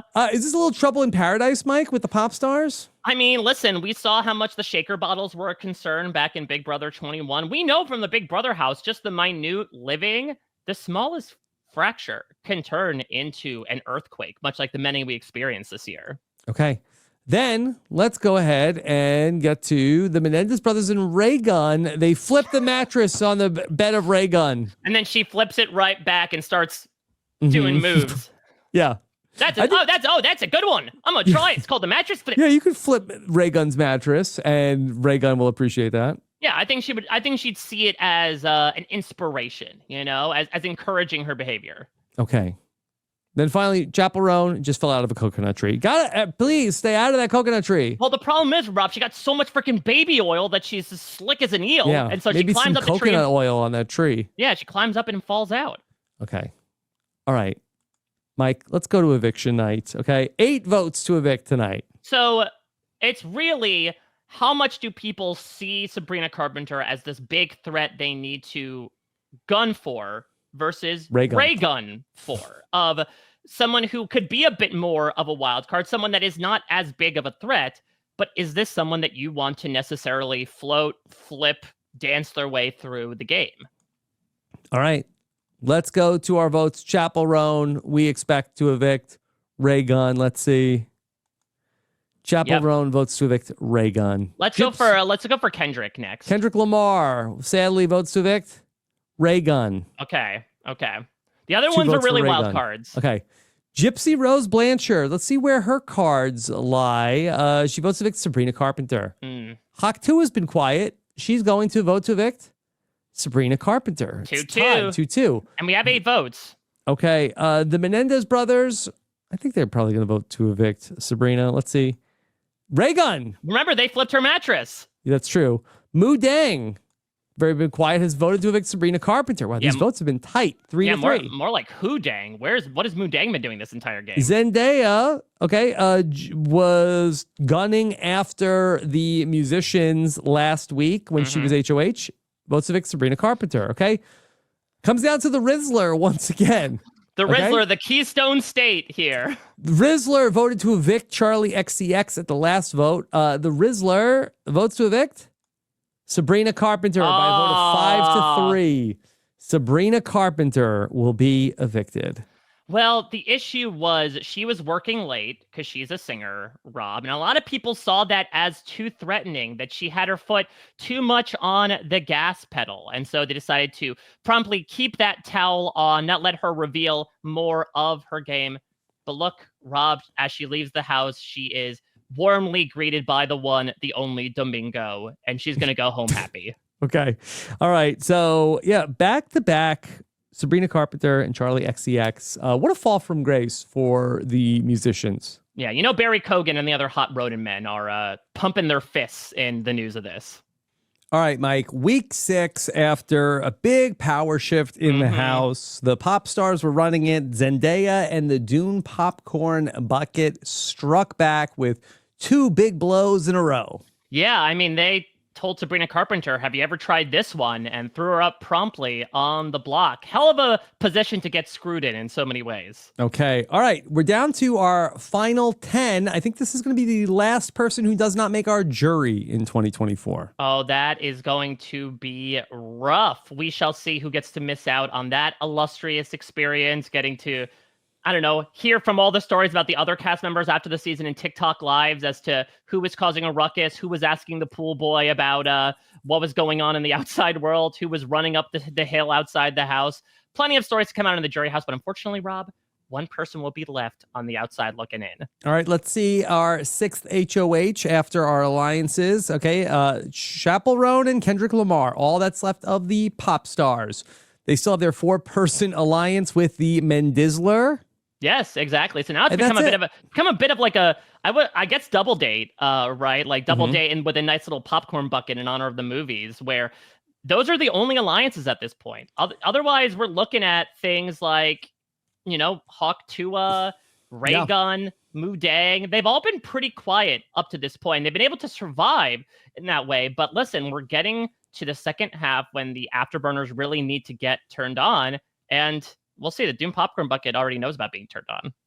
Right. Is the popcorn bucket perpetually turned on? Or is it asexual and serves a purpose? What a great question we're posing here, Rob. Does the Doom Popcorn Bucket give consent to its users? I would assume so. Otherwise, there would be a lot of moral lines we have to cross. Though, again, Dune is all about those moral lines and crossing them promptly. All right. Well, let's see that the New Jersey drone is no longer in the house, but it is a house full of floaters, and one of them may be the new HOH. So let's see. Our new HOH will be one of either Hawk to a Girl, Chapel Roan, or Raygun. Big HOH for Chapel Roan, who's looking to stop the bleeding. And let's see if the new HOH is going to be Hawk to a Girl. Win on that thing. Yes, Hawk Tua comes out of nowhere to have her stock promptly rise as she finds herself in the HOH room. Yeah. HO Hawk Tua. Okay. All right. So Hawk to a Girl has now risen to power, and let's see what she does with it. A fellow podcaster, host of Talk Tua. Does she keep that close to her chest? Is she going to lie about her career? Will she not tell people that she's a podcaster? Because that's a threatening profession, Rob. I'm not sure if you watch Survivor 47. Yeah. Okay. Well, let's see. Yeah, could be the most successful podcaster of reality TV. All right. So, Hawk to a Girl, she is going to the nomination ceremony and ends up spitting out a couple nominees. They are, I blew it. Okay, hold on. Let me go back to the nominees. And they are Menendez brothers and Chapel Roan. Yeah, so trying to fracture one of the only cohesive alliances left in the game. Listen, Hawk Tua may have been caught a bit red-handed in the real world, but otherwise she's fairly crafty, you know? She's a little slippery in the way that she navigates things. And so it's a really fantastically well-aimed shot that she makes here, right on target. Accuracy is one of her greatest facets. And now we are once again possibly facing a situation where, much like the pop stars a couple of weeks ago, the double daters will have to choose between them as to who's going to go here. Okay, let's see our Power of Veto nominees. And so Hawk Tua, she ends up drawing Kendrick Lamar. Probably not her ideal draw. No, I would say so. Okay. Then Menendez bros are going to draw the Rizzler. Okay, Mendizler is in full effect. Yeah, this is a great draw for Chapel Roan as well. Remember, she's got a lot of outs in this house. Okay, and Chapel Roan draws Raygun. Okay, a little bit of a wild card. Yeah. By the way, Menendez bros got house guest choice and selected their number one bro, the Rizzler. How could you not? Of course. Let's really take that out of context. The Rizzler, the number one bro of the Menendez brothers. they say, we'll call you Rizzler Mendoza. You're practically one of us. Mm-hmm. All right. So, Mike, let's go ahead and check out our veto competition. And the winner of the Power of Veto ends up being Hawk Tua. Okay. First HOH to win veto. There we go. She's won Tua competitions this week. Okay. Will Hawk Tua change one of her own nominations? See, this is interesting because Hawk Tua actually went to Chapel Roan being like, okay, do you want me to use the veto on you or not? And she said, for personal reasons, I cannot endorse you using the veto on me. Very controversial, Rob. Controversial opinion from Chapel Roan. Okay. Hawk Tua will decide to not use the power of veto. Yeah, Chapel Roan, she had that opportunity and she blew it here. She stood on her victories. But hey, you know, she thought that she had a lot of great connections. I heard, Rob, she actually met people at Coachella, much like Kat and Holly did back in the day. I mean, she was headlining, so I think she met about like 20,000 people or so at Coachella. All right. Hawk Tua also is headlining. I mean, she did throw out the first pitch, Rob, so maybe she's good at those veto competitions. Okay. All right. Let's go to our house events for the week. All right. Dune Popcorn Bucket builds a monument to an eliminated house guest in the vein of the Dwayne Wade statue. It's not well received. Which house guest was it? Oh, it's obviously the Pop-Tart mascot, right? Yeah, Pop-Tart mascot would be a perfect statue. I mean, honestly, if the Pop-Tart mascot was made in the vein of the Dwayne Wade statue, I actually think it would look better than the nightmare we faced when that Pop-Tart mascot was eaten. Okay. Then Chapel Roan and Gypsy Rose Blanchard have a heated argument over what, Mike? I mean, I think that Gypsy is somebody who wants to really, again, foist her independence. She is somebody that is all about going out on her own. She is also somebody who I would say has made more marked moves in the game. It's not as much of a quote-unquote floater as some of these other players, but like has not really committed herself to an alliance. I think she calls Chapel Roan out on being too much of a domineering leader. I think that is something that obviously hits a bit close to home for Gypsy Rose Blanchard. Yeah, doesn't like domineering people. Okay. Next up, okay, Moodang and the Rizzler. Moodang rides the Rizzler like a horse to recreate. It was go the other way. No, that's there. That's the best part. Moodang's like, I came up with this on my own, Rizzler. You're my steed. Yeah, I do wish, maybe for next year, if it's not too controversial, it would be great. It'll probably be another big year for AI. We should be having like AI be generating these images. The Rizzler riding Moodang right now. Yeah, I mean, feel like that should be like an image that a political party uses when it gets certain endorsements, right? Like, look what we have on our side. These are two of the most lovable young figures that exist out there. The children are our future, and they're riding us into a new tomorrow. Okay. All right.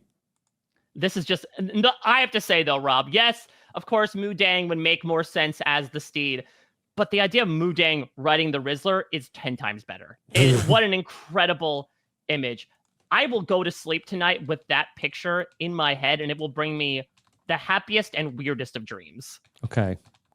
All right, Mike. Then after that, we still have some more house events. Okay. Ray Gun and Haktua bond over what?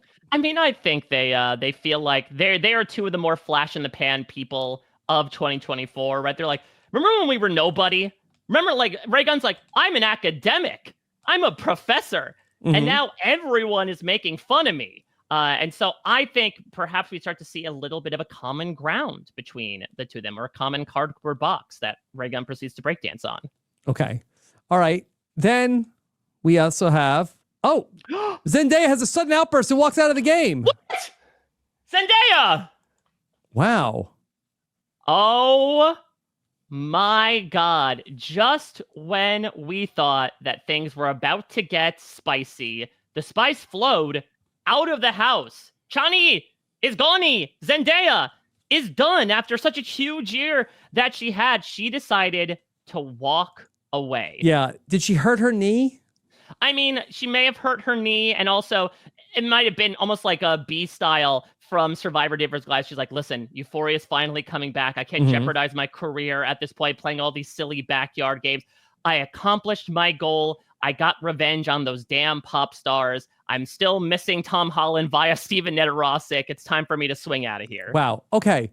So, Mike, I feel like this is a little unprecedented in Big Brother. I feel like I do feel like, though, that maybe this happened one time in one of our podcaster games. So is the eviction canceled, or do we continue on? I think the eviction's canceled. The TBD as to whether the house gets canceled. We'll see how the community reacts to it. But yeah, I'm pretty sure we render everything null. Wow. And okay. void. Wow. No voting. So maybe for Chapel Roan gets a call at the 11th hour. Yeah. Exactly. From the governor. Exactly. She is able to get a bit of a save. Although, who knows? The Menendez brothers might be waiting for that call from the governor as well, and the real life is too. Okay.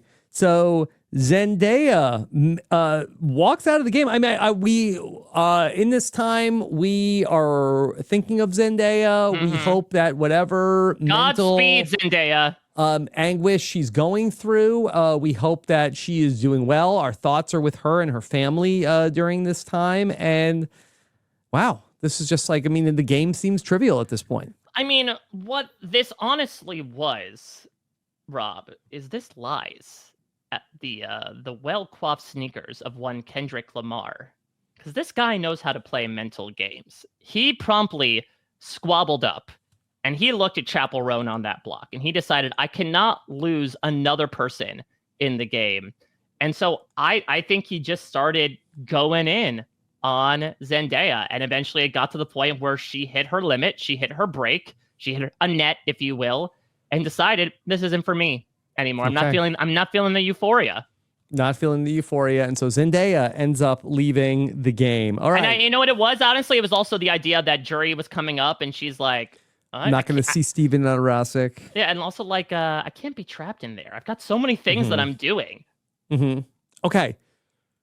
Let's go to our jury phase. Begins now. All right. Oh, man. So Hawk Tua just wound up in a good heap of something. She's not going to throw her microphone into the pool or spit on the microphone like Chima. Spit on that thing in the pool. Yeah. In the hot tub. Okay. All right. So we have Kendrick Lamar and Chapel Roan still there. Okay. Chapel Roan, the Dune Popcorn Bucket, and the Mendizzler still there. But however, the Rizzler has left Alliance number 5.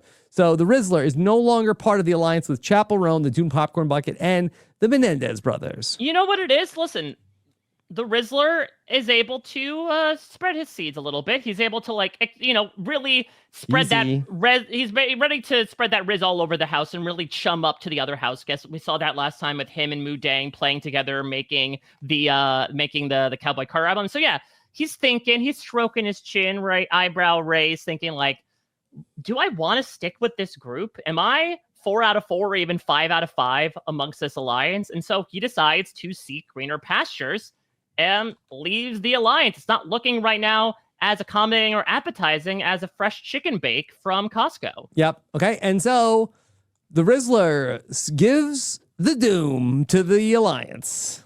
Exactly. And so we'll see who gets his boom. He might go full boom. All right.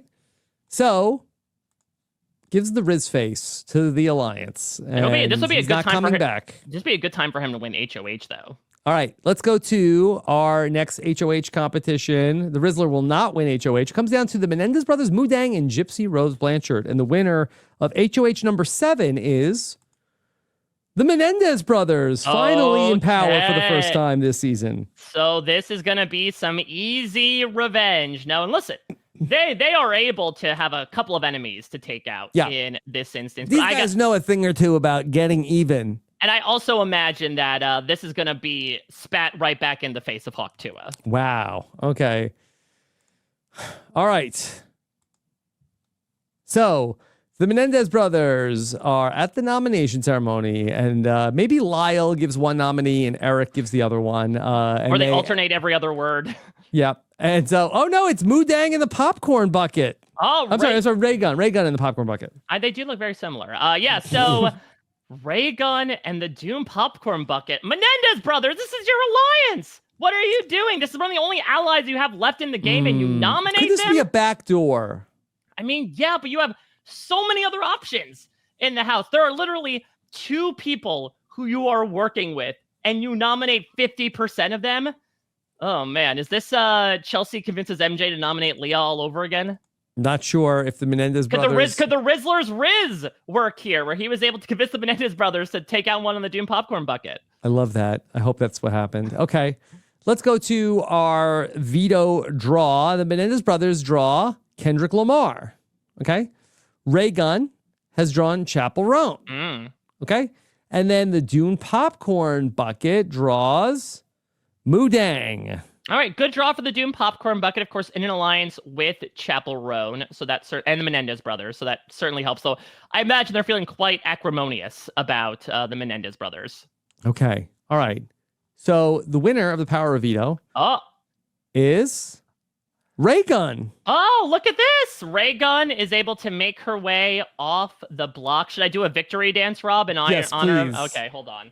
Please. Let me see if I can make this work. Okay, Mike is, let's go full frame on Mike Bloom. Okay. Who's going to move the chair out of the way. Okay, here is Mike. And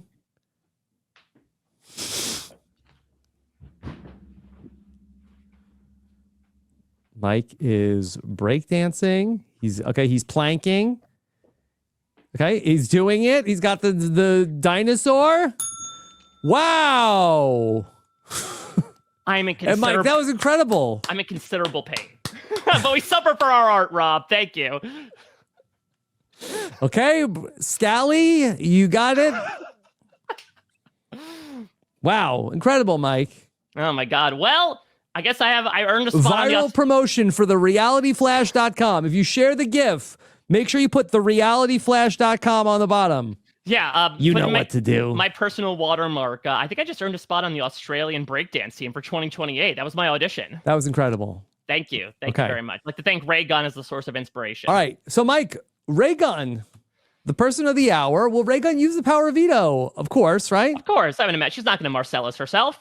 Ray Gunn will use the power of veto. So what will the Menendez brothers do? Was this a backdoor plan all along? Or will they just be complete dinguses and nominate their other ally, Chapel Roan? Okay. The Menendez brothers have decided to replace Ray Gunn with Gypsy Rose Blanchard. Oh! Either Gypsy Rose Blanchard or the Dune Popcorn Bucket will go home on Thursday. This is a big move. Again, Yep. Gypsy Rose Blanchard hasn't really had any concrete allies, but has certainly made a name for themselves in the game. In fact, 3 names, if you will. And Yeah. so it's a big thing to do on behalf of Okay, Menendez. Gypsy Rose Blanchard has been on the block twice in the game. This is the 3rd time now, and won the veto the 2 previous times. Is this a backdoor of a comp beast? I'd have to imagine so. This is an ability for the Menendez brothers. You know, I think they were really trying to curry favor with, like, no one would suspect that we were working with the Dune Popcorn Bucket. I mean, also, to be fair, that alliance broke up a long, long time ago. It was like they walked right in the house, saw each other, and it was an instant connection. So maybe they're trying to really build up on that narrative of, like, we're still working together, but let's keep feeding that flame, if you will, by saying that we're feuding and I'm putting you on the block. But the only problem is the wrong pawn won the veto. And so despite the fact that Gypsy Rose Blanchard is looking like a pretty appetizing target at the moment, it is now Munch versus Munchausen's by proxy. A banner flies over the backyard reading, Ray Gunn is not to be trusted. Ray. I mean, listen, she could only be safe for so long. And so, unfortunately, she is turning on, the public is turning on her. Yeah, they did not like that she won the veto. Okay. All right. Then Dune Popcorn Bucket draws controversy when they say Luigi Mangione is just mid. Now, that was bad news for Steven Netherosic. Yeah, did you learn from Steven Netherosic, Dune Popcorn Bucket?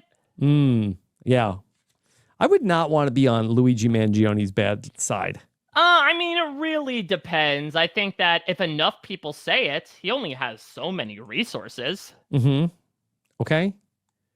Then the Menendez brothers break down and threaten to quit. Please, Menendez brothers, we've had so many quits. This is not Survivor 45. You've come so far.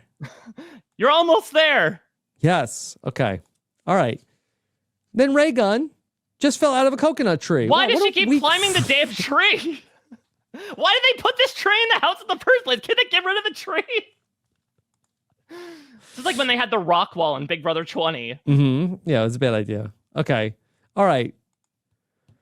We now are down to only 6 votes in the House. So possibility of a tie here, and not the tie hippopotamus in the form of Mudang. Yes, Menendez brothers will have to break the tie if it comes up. And what happens if each one of them votes in a different direction? The vote to evict themselves, I think. I've seen this before, Are you Mike. sure? Yes. All right.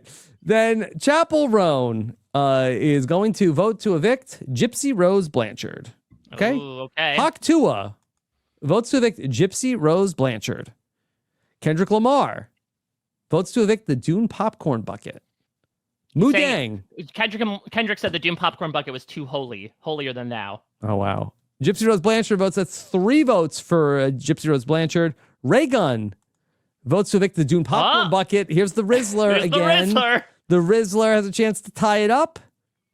The Rizzler votes to evict Gypsy Rose Blanchard. Oh, wow. What a way to start the jury, though. Huge player, making big moves, and unfortunately, she has to reap the consequences and face a sentence to being in the jury house for the next several weeks Okay, of the season. Gypsy Rose Blanchard becomes the mayor of the jury house. Which is fine. She can have as many, Skype calls as she needs to with her boo, starts family planning with all of the I don't think you're allowed to make Skype calls. No, maybe she should be able to at least do a lot of planning for the incoming bundle of joy that will be entering her life very soon. Okay, now the race to find out the coveted juror number 2 as seen on Netflix.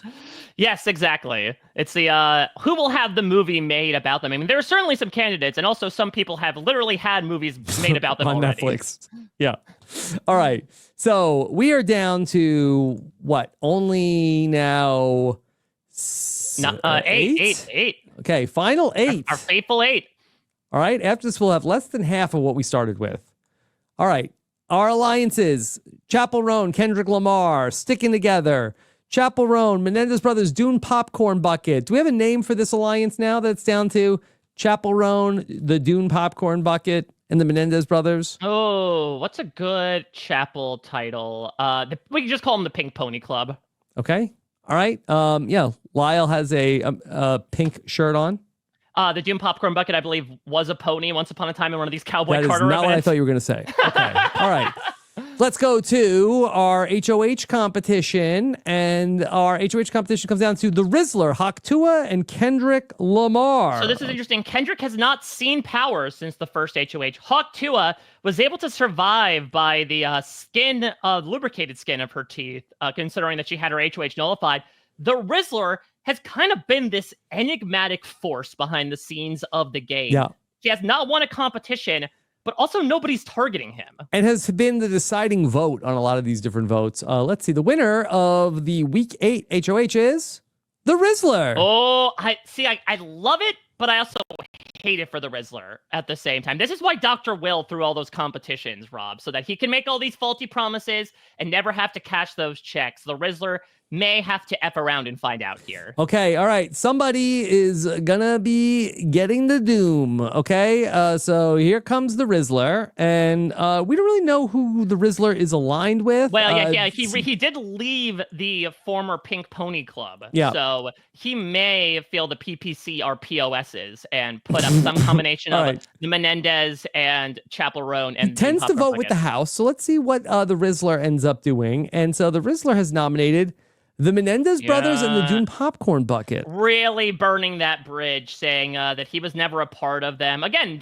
maybe they're a bit more stigmatized. They're a bit more separated from the rest of the House, outsiders, as it were, despite the fact that they're one of the only alliances left in the House. And so the Rizzler has formally rubber-stamped his disassociation with this alliance. He brought the Dune. Yes, this is one trinity he is not a part of. Okay. All right, so let's go to our power veto ceremony and find out who's going to be participating. The Rizzler selects Kendrick Lamar to play. Kendrick's been I mean, there was the time where he did kind of force Zendaya to quit the game. Yes. But otherwise, he's been able to lie low since being the first HOH. The Menendez Brothers, they draw Chapel Roan. Very good draw. Very good draw. Okay, and then the Dune Popcorn Bucket spits out of its own mouth house guest choice and selects Mu Dang. I mean, Mu Dang is probably the biggest wildcard, also probably the worst at competitions, as one of the only ones besides the Rizzler to have not won anything. In fairness, it is very hard for a hippo to play in a lot of these competitions. Versus a bucket? Bucket can hold things. I suppose so, yeah. Unfortunately, Mu Dang's not great at slip and slide. It's got too much of those baby leg coordinations. Okay. All right. So let's see what happens. The veto comes down to the Rizzler, the Dune Popcorn Bucket, and Kendrick Lamar. And the winner of the veto is the Dune Popcorn Bucket has won the Golden Power veto. So the question is, does the Rizzler take the full measure here and put up Chapel Roan against the Menendez brothers, ensuring that one of his former allies goes out the door?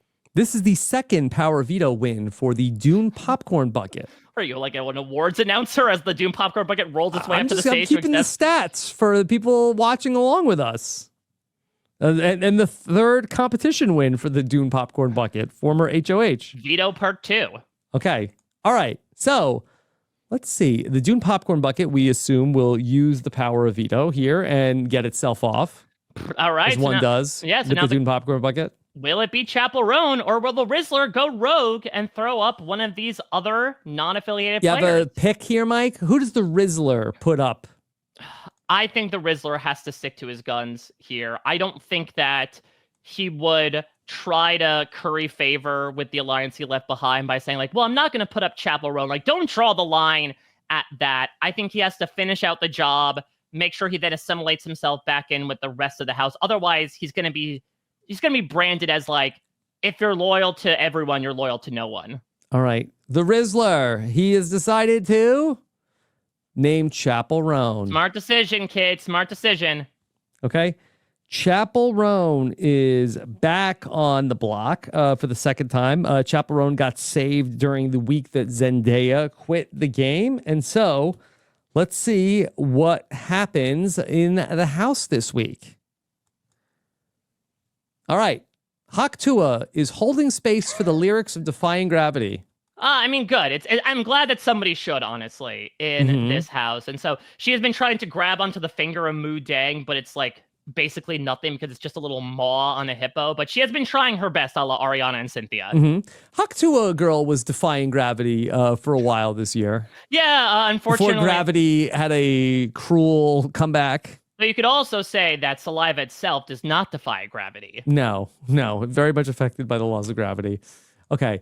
Then Mu Dang built a monument to an eliminated house guest in the vein of the Dwayne Wade statue. It is not well received. Okay, now who did Mu Dang build a statue to? Did Mu Dang try to pull like a Cappy's funeral and try to build something to Zendaya, and it just absolutely butchered the hell out of it because, surprise, surprise, a hippo is not great at sculptures.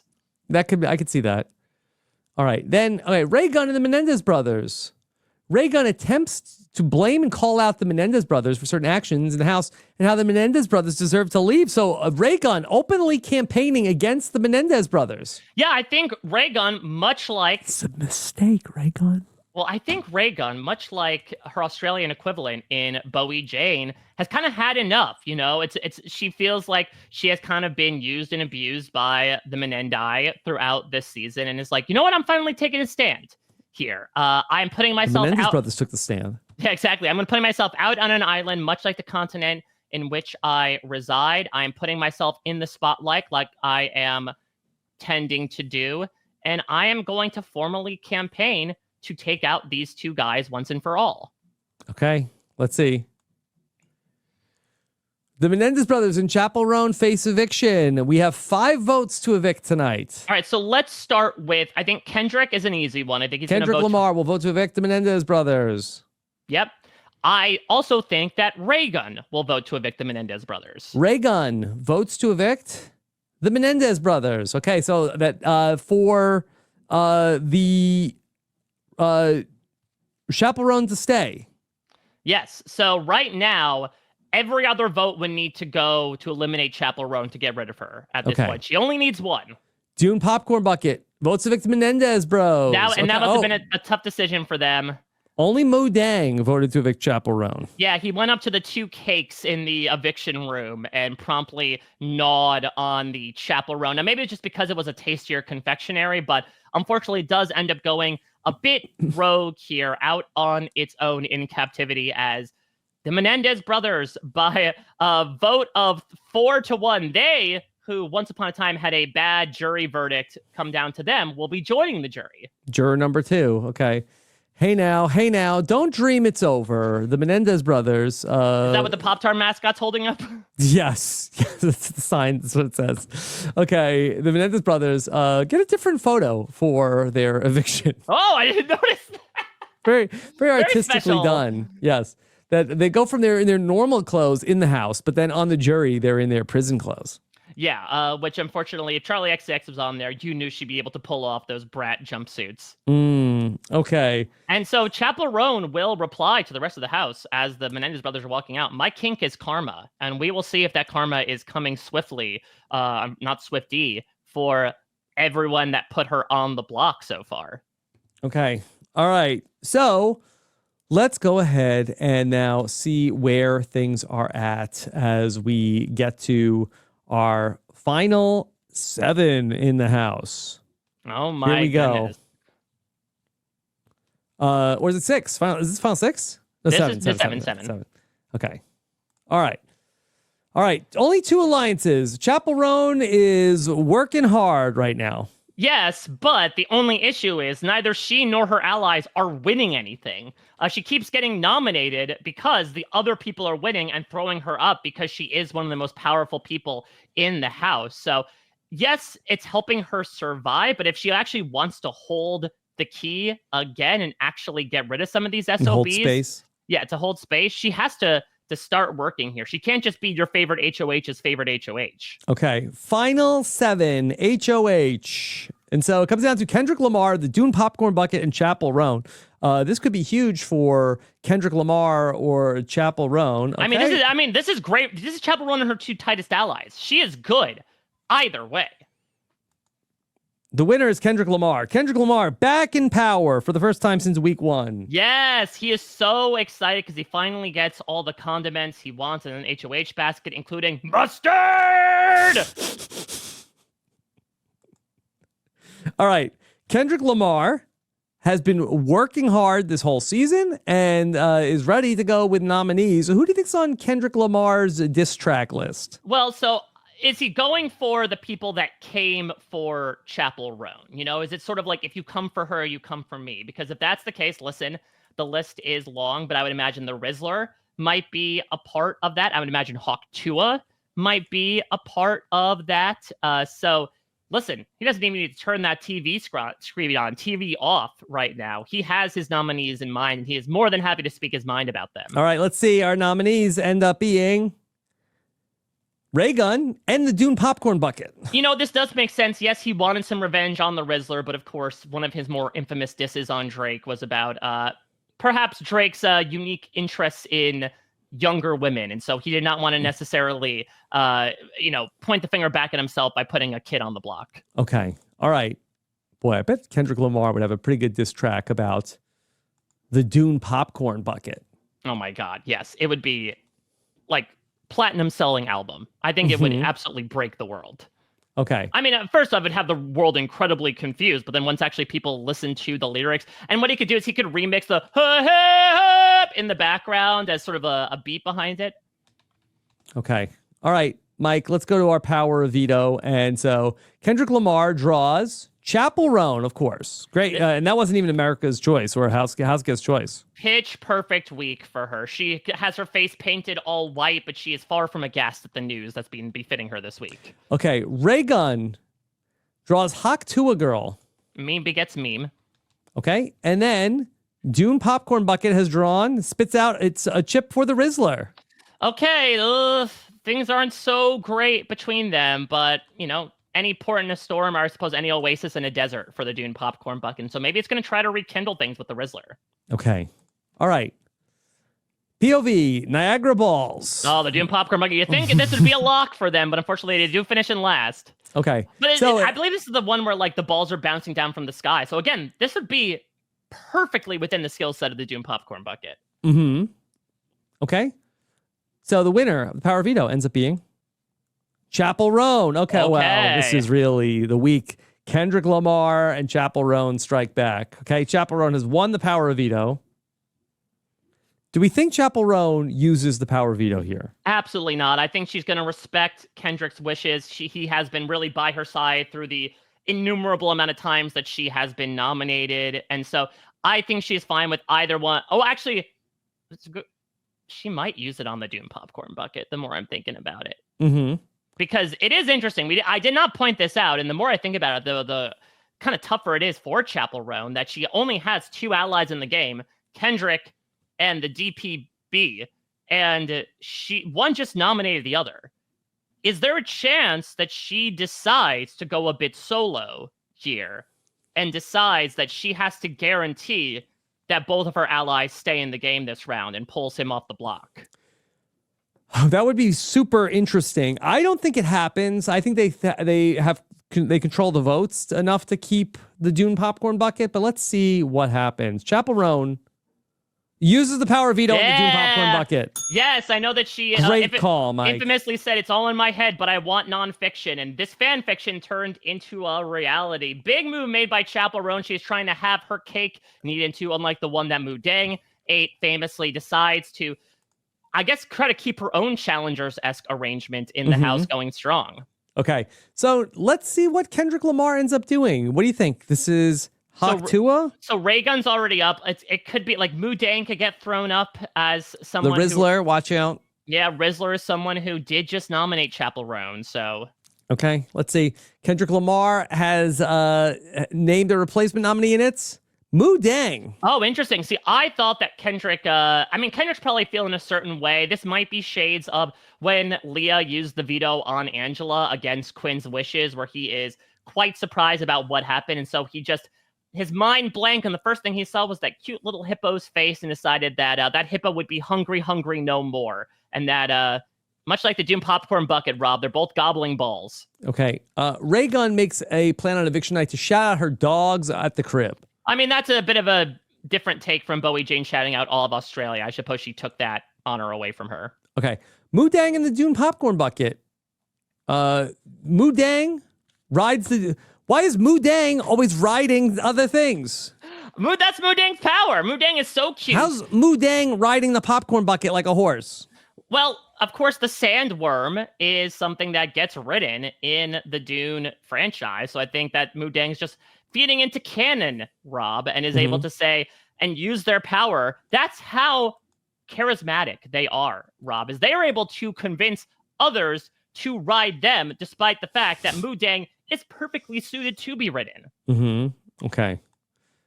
Let's go to... Also, do you think, much like when they shouted out Rihanna a couple seasons ago, they're really trying to get Beyonce's attention by just continually recreating... Yeah, the Cowboy Carter album. All right. Mike, only 4 votes tonight. Kendrick Lamar will break a tie. And this is interesting because these are 2 people that are relatively unaffiliated with anything that's going on in the game. Raygun won 1 clutch veto.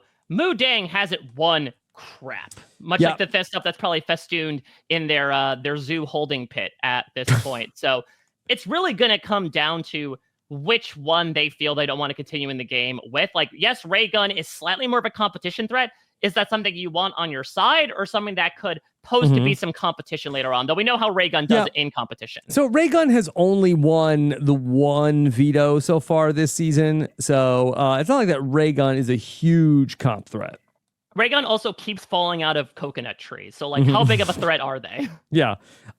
Raygun has been on the block a couple times. Let's see what happens. Mu Dang's first time being nominated here. All right. So... Chapel Roan, we expect, it could go either way. Chapel Roan votes to evict Raygun. Is this like the Bo and Yang solidarity that, remember when Bo and Yang was Mu Dang on SNL and did a Chapel Roan send up? They decided to easily vote together in solidarity for his betterment. Yes. Okay. So too bad Rachel Dratch didn't have any other characters in the 2024 BrantSteele. All right. Dune Popcorn Bucket votes to evict Raygun. Okay, that's 2 for Raygun. Hawk Tua, still here. Raygun. Oh, meme on meme violence. All right. Wow. By a vote of 4-0, Raygun has been evicted from the Big Brother house. Mu Dang lives to see another day. I mean, you got to keep him spinning, much like Genevieve spun people around. Maybe that's what Raygun was doing. No one could see where she stood because she kept moving around, doing all these weird, chaotic moves. And so they thought, okay, she's too much of a rogue element at this moment. Unlike the Australian Survivor contestant also named Rogue, they decided, let's get rid of her. Don't worry, she will be on Brains vs. Brawn 2 coming this winter to Channel 10. All right. Mike, we have only 6 players left in the game, including Chapel Roan and Kendrick Lamar, the Doom Popcorn Bucket, Hawk Tua, Mu Dang, and the Rizzler. What great standouts from 2024. Great representatives of the year. Yeah, it's 2 pop stars kind of versus the world at this point. I know that Chapel Roan has been able to really keep her ducks in a row by keeping both of her allies in the game. But at the outset, it's 2 living, breathing individuals versus 4 memes. Not to say the Rizzler is also not a living, breathing person. Or Hawk Tua. Or Hawk Tua as well. Okay. All right. So let's see what happens. Our week 10 HOH. After we have our alliances, basically Chapel Roan, this is like 3 tickets to challengers for her. She has Kendrick Lamar. She has the Dune Popcorn Bucket. They're both vying for her loyalty. And I would imagine Chaperone at this point. I don't know. It's not HOH items. I mean, let's see if she wins HOH first of all. Okay. Chaperone, Dune Popcorn Bucket, Hawk Tua Girl are the final 3 for the HOH, and Hawk Tua ends up winning her second HOH of the season. That's not looking good for Chaperone, and it's starting to show. She kind of starts lashing out at the cameras, being like, hey, I know you. I remember you from that DR session I did. You were too invasive. Just remember that. And she's calling people out for being, a little too in her space, despite the fact that it is the Big Brother house. So Chaperone's starting to let the elements get to her a bit, and maybe it's because she's starting to see the writing on the wall in Hawk Tua once again winning HOH and probably repeating what happened last time she was in that room. Well, Hawk Tua probably doesn't hope that the entire week goes the way that it went, because when Hawk Tua won HOH in week 6, she nominated the Menendez brothers and Chaperone, then won the veto, and then that's when Zendaya had the meltdown and ended up quitting the game, ultimately wasting Hawk Tua's first HOH week. All right, so we'll see if lightning strikes twice here. Okay, the nominees from Hawk Tua: Chaperone and the Dune Popcorn Bucket. I mean, this makes sense, even if they were a pretty low-key duo. The fact that she used the veto on it last week made everything fairly clear as day, not Zendaya. And so this is a very, very out in front pair to go after. Okay. The Dune Popcorn Bucket has been on the block quite a bit. I believe this is the fifth time on the block for the Dune Popcorn Bucket. It's got around, Rob. It certainly has been around. Yep. Okay. All right. A lot of hands on that bucket. Mm-hmm. All right. So everybody's going to play in the veto. Okay. All right. Will Moo Dang win its first competition? Okay. Moo Dang is in the top 3, and we find out that the winner of the power veto is Hawk Tua Girl. Okay. Just like in the HOH week number 1, Hawk Tua only wins the veto when she's HOH. They say to not waste your 15 minutes of fame, but Hawk Tua has been able to extend it, much like she did in real life. She has a second chance, which is what she's hoping for as well, I think, in her real-world equivalent. Yes. Okay. So don't sell that Hawk Tua stock just yet. She is alive and well.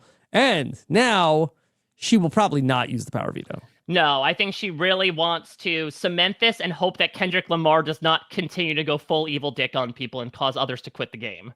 Okay. All right. And so Chaperone and Dune Popcorn Bucket, one of them will end up going to the jury house. Meanwhile, Chaperone fell out of the coconut tree. Stop climbing this thing! Mm-hmm. I know that you people stare at this thing and you're like, okay, I know that 4 people have fallen out of it so far, but I think I can do it. I know you all have deluded yourselves. You're Delulu, thinking, okay, we'll be able to do this. But much like Lulu, you don't have a Brandon Donlin to stand upon and climb this tree. And that is the problem, folks. That's why you keep falling out and having medical consistently visiting you. All right, Kendrick Lamar now. He is, the house are discussing where to party after the season. Kendrick Lamar is enthusiastic when 4 Seasons Orlando is mentioned. Me. Okay. All right. Let's go to eviction night. Only 3 votes on eviction night. We know the easy one. We know what Kendrick Lamar will do. Kendrick Lamar will vote to evict the Dune Popcorn Bucket. Oh no! Jeff votes to evict Chaperone. Kendrick Lamar, what are you doing?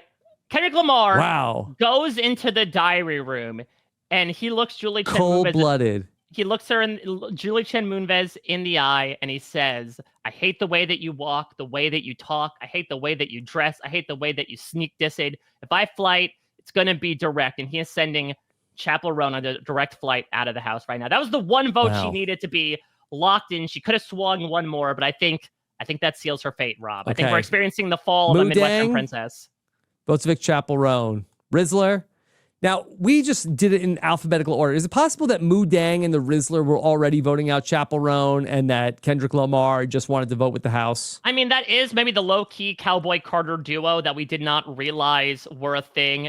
They are sort of running the house behind the scenes, a pair that are not formally aligned but feel really good about each other, that maybe once they locked in, Kendrick Lamar, despite the fact that he likes to stand out, he doesn't want to necessarily be a central figure of one of these whack-ass murals that are being left out of these votes. He wants to be the painter of these blind sides and decides, not my battle today, not my battle. I'm going to stand to the side on this one. Okay, Chapel Roan. What a run for Chapel Roan. Oh my God. I mean, first off, we should say the winner of the Pop Princess three-way duel here made it much further than her two compatriots, fought a well-fought battle, escaping the block time after time, winning power herself, making a lot of enemies along the way.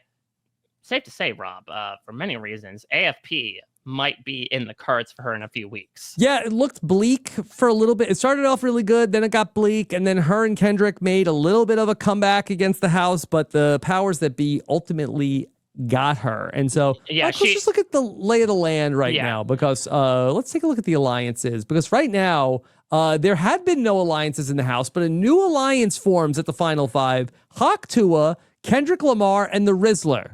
Oh my God, these are like the exterminators. They're just forming in the late game here. Really had nothing in common, but it is Hawk Tuah and the Rizzler and Kendrick, who is really looking for anybody at this point. You know, Chapel Roan had really left behind a game that was messy and explosive, a real red wine supernova. And so Kendrick is trying to look for somebody else to kind of fill that slot, and that is being filled by two people at this point.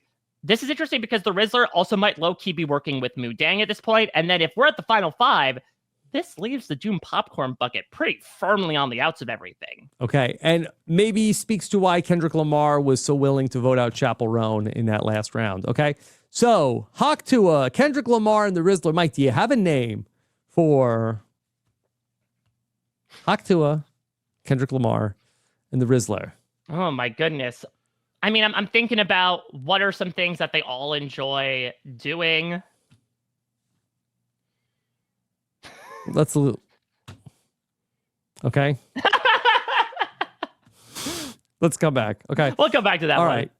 So, all right, HOH competition.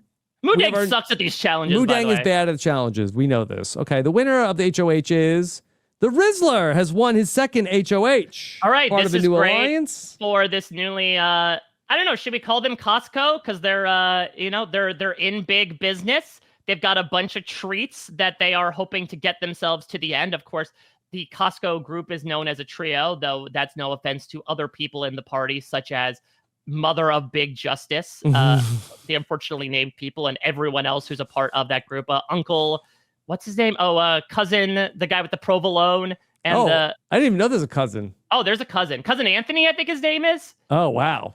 Okay. Oh, Rob, this is huge. We've talked about this before. I've done a vast deep dive into, this is a more extensive familial history than Game of Thrones. It's some pretty wild stuff. And the Rizzler has possibly found a new family within this group. And Costco also, you want to go in on a card together. I think they're all going in on cards set to the final three.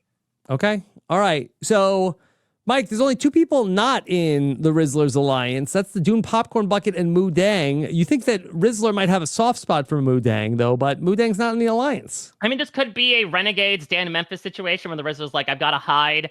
Or maybe it's the Rizzler getting revenge of, you kept trying to ride me one too many times.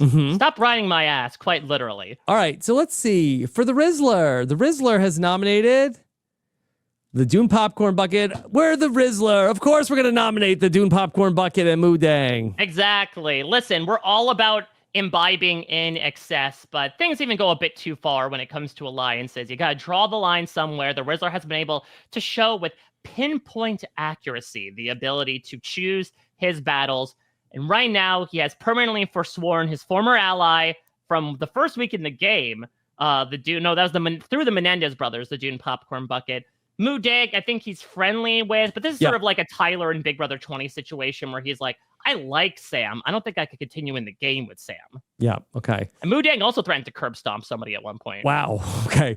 Mike, for the Dune Popcorn Bucket, this is the 6th time on the block and the 5th straight week in a row the Dune Popcorn Bucket has touched the block. Wow, Dune Popcorn Bucket really showing signs of chemo towards the end here. It might end up with a similar finish, too, in 5th place. Okay, all right. Well, never finish in the Dune Popcorn Bucket, okay? All right. Let's go to our veto. Penultimate veto here. Okay. Then, all right. Hawk Tua, Dune Popcorn Bucket, and Moo Dang. One of them will win the power of veto.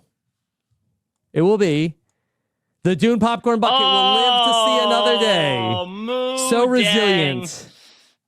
Such a young, cute hippopotamus that will This probably... is the third power of veto win for the Dune Popcorn Bucket.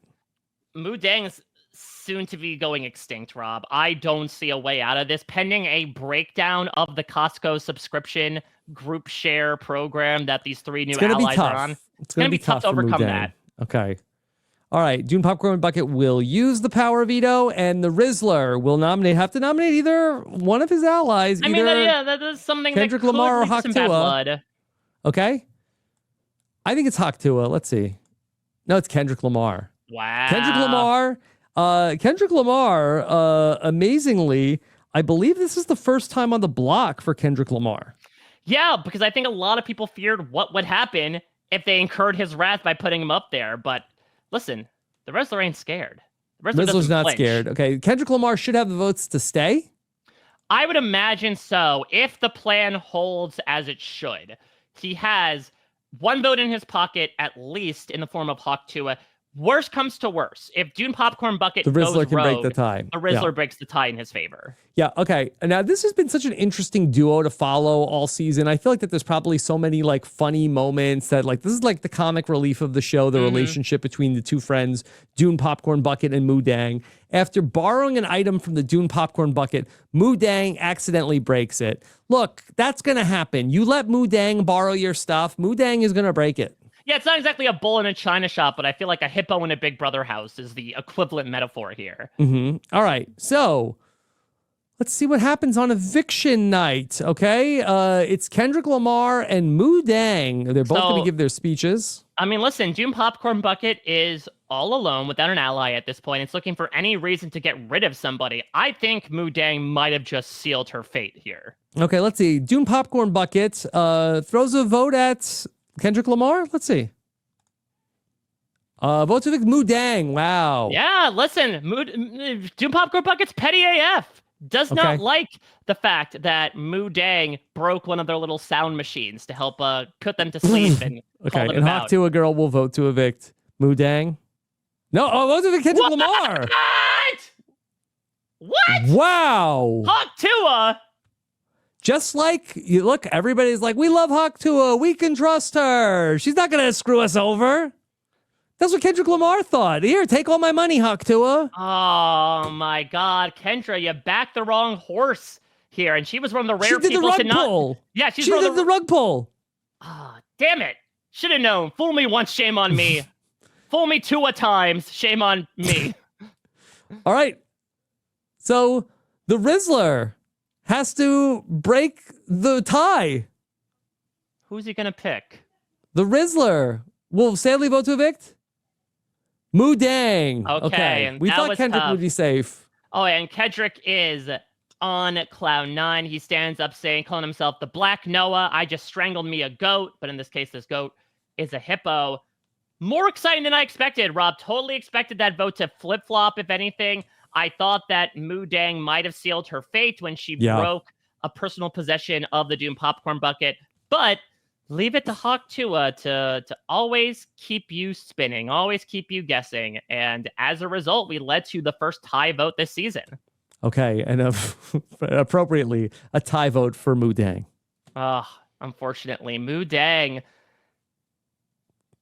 Interesting game from Moo Dang. I think that Moo Dang purposely did not want to take a side, thought it could rest on cute, and she was able to for most of the game, but I think that towards the end, people were probably eyeing her as someone that could easily be someone occupying a space in the final 2, but when that alliance of 3 came together, much like we saw in Big Brother 26, it's just pretty unstoppable at that point, especially when they're winning the competitions. The final 4, what a final 4. The Dune Popcorn Bucket, Hawk Tua, Kendrick Lamar, and the Rizzler.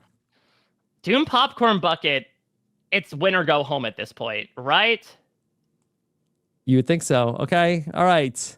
So check out the alliance. Okay, well, now the alliance might be in rough shape after what just happened with Hawk Tua voted to evict Kendrick Lamar. Just got caught with something in her hands. Okay. The alliance has dissolved. Music to the Dune popcorn bucket's ears. The music's like, ha, ha, ha. Okay. Let's go to HOH week 12. Final oh no, whoever this will earn their spot in the finale. Yeah. Now, the Rizzler won the final 4 HOH. Final 5 HOH. Final 5 HOH, so is not eligible to participate here.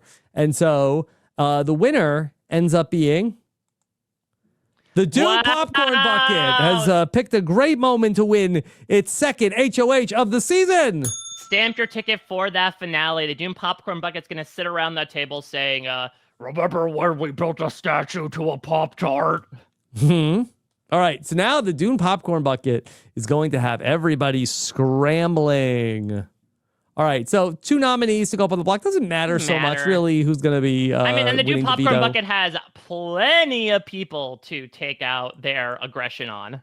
Okay, Kendrick Lamar and the Rizzler are going on the block. Is this the first time on the block for the Rizzler? I believe so. Okay, and this is the first time in 5 weeks that the Dune Popcorn Bucket is not on the block. What? First time in a month and a half, basically, the Dune Popcorn Bucket has not been on the block. Yeah. Keep that block hot like butter popcorn. Okay. So let's go to our final 4 veto ceremony. Of course, a crucial power of veto ceremony. Final veto. Okay. All right. All right. Haktua will play along with Kendrick, Dune, and the Rizzler. And, okay, the winner of the power of veto is the Rizzler has won the golden power of veto. And so now the Rizzler has to choose between his 2 closest allies. Who ends up going home here? He will save himself. Haktua will go up by default. And once again, Rob, for the umpteenth time, it falls within the chin-stroking hands of the Rizzler. Okay, the Rizzler, this was the first power of veto win for the Rizzler. The Rizzler has won HOH 2 times before, but the Rizzler will certainly use the power of veto on himself, forcing Haktua onto the block Tua. Okay, and for Haktua, has Haktua seen the block? The Haktua has also been, this has been such an interesting season where so many of these players were able to largely stay under the radar, while people like the Dune Popcorn Bucket sat on the block week after week after week. And so Haktua, I'm pretty confident, the first time this season, or maybe it was a replacement nominee. No, I don't think so. Wow, she's went the longest without being nominated? Both the Rizzler and Haktua had not been nominated the whole season before they both sat on the block this week. Wow. I mean, that's commendable on both their parts. I mean, it was a really interesting post-jury experience as well, whereas essentially Chapel Roan and the Dune Popcorn Bucket alternating or sometimes simultaneously occupying spots on the block, and then basically anyone who was nominated against them went home, and it's just the 2 of them were able to evade things for so long. It was only when essentially it was a default option that they ended up sitting on here. But for Haktua, it might be one and done depending on what the Rizzler thinks. She did go rogue in this last vote. Does that convince the Rizzler that she is not someone to continue to go shopping with? Does he want to check out? I think this is a real wild card. We don't know what will happen. Let's check out our house events for this week. Okay. Dune Popcorn Bucket gets on the good side of Kendrick Lamar, calling them very demure, very mindful. I mean, I don't know if Kendrick Lamar is going to take to that kindly necessarily. I mean, he is very mindful, but I don't know how he'd respond to being called demure. That's a compliment, I think, coming from the Dune Popcorn Bucket. Yeah, I suppose so. I mean, I think anything coming from the Dune Popcorn Bucket is a little disquieting. Okay, and then from the Haktua girl, she just fell out of the coconut tree. Did they chop this thing down already, production? All right, and then that's it. Eviction night. Okay, the Rizzler will cast the sole vote to evict tonight. He'll stand up in front of the house, and the Rizzler, stroking his chin. He's going to cut. He's actually doing this. He's cutting someone's throat in the game. Give him the Riz face. All right, get the chicken bakes ready to go. Get out the double chunk chocolate cookie. Because someone's game is about to be half baked. Okay. All right. Mike, who is the Rizzler going to evict? I think he wants to help guarantee he sits in those final 2 chairs. I think Hawk Tuah kind of got egg on her face in addition to other stuff. And so I think it's too much of a rogue outcome. I think he's been very precise with the way that he has played so far. He has to get rid of one of the most unknown factors, unless he just wants to fully torch everything and rely on himself and only himself to get to those final 2 chairs. Okay. The Rizzler votes to evict Kendrick Lamar. Wow, Rizzler! What are you doing? This is a guy who said, bitch, I cut my granny off if she don't see it how I see it. Why are you sending this guy to the jury? He's going to, you can't send this guy who's going to stump and be able to be so eloquent with his words. Yes, he could be a threat in the final 2, but he could very easily get a lot of votes against you. Bad jury management. I think this was a really bad call by the Rizzler. I think he tried to be too cute. All right. He is very cute. So Kendrick Lamar has been evicted from the Big Brother house, and thus all of the pop stars have been evicted. Wow. Look at all this. After starting off on such a hot streak, the Billboard Hot 100, they were moving up those charts, and then much like what happens, they were putting out some scant singles out there to help keep them in the conversation, but eventually all stars fade, and that is the case with Kendrick, though he is certainly going to plan one hell of a speech once he ends up talking with the final 2 in just a week. All right, Mike, it's time for our final HOH competition. Of course, there are 3 parts to the final HOH. Part 1 is going to be more of endurance. The second is going to be more of like a memory competition. And then, of course, we'll have our big part 3 HOH. So let's see what happens between our final 3, which ends up being the Dune Popcorn Bucket, Hawk Tuah Girl, and the Rizzler. As we all planned, yes.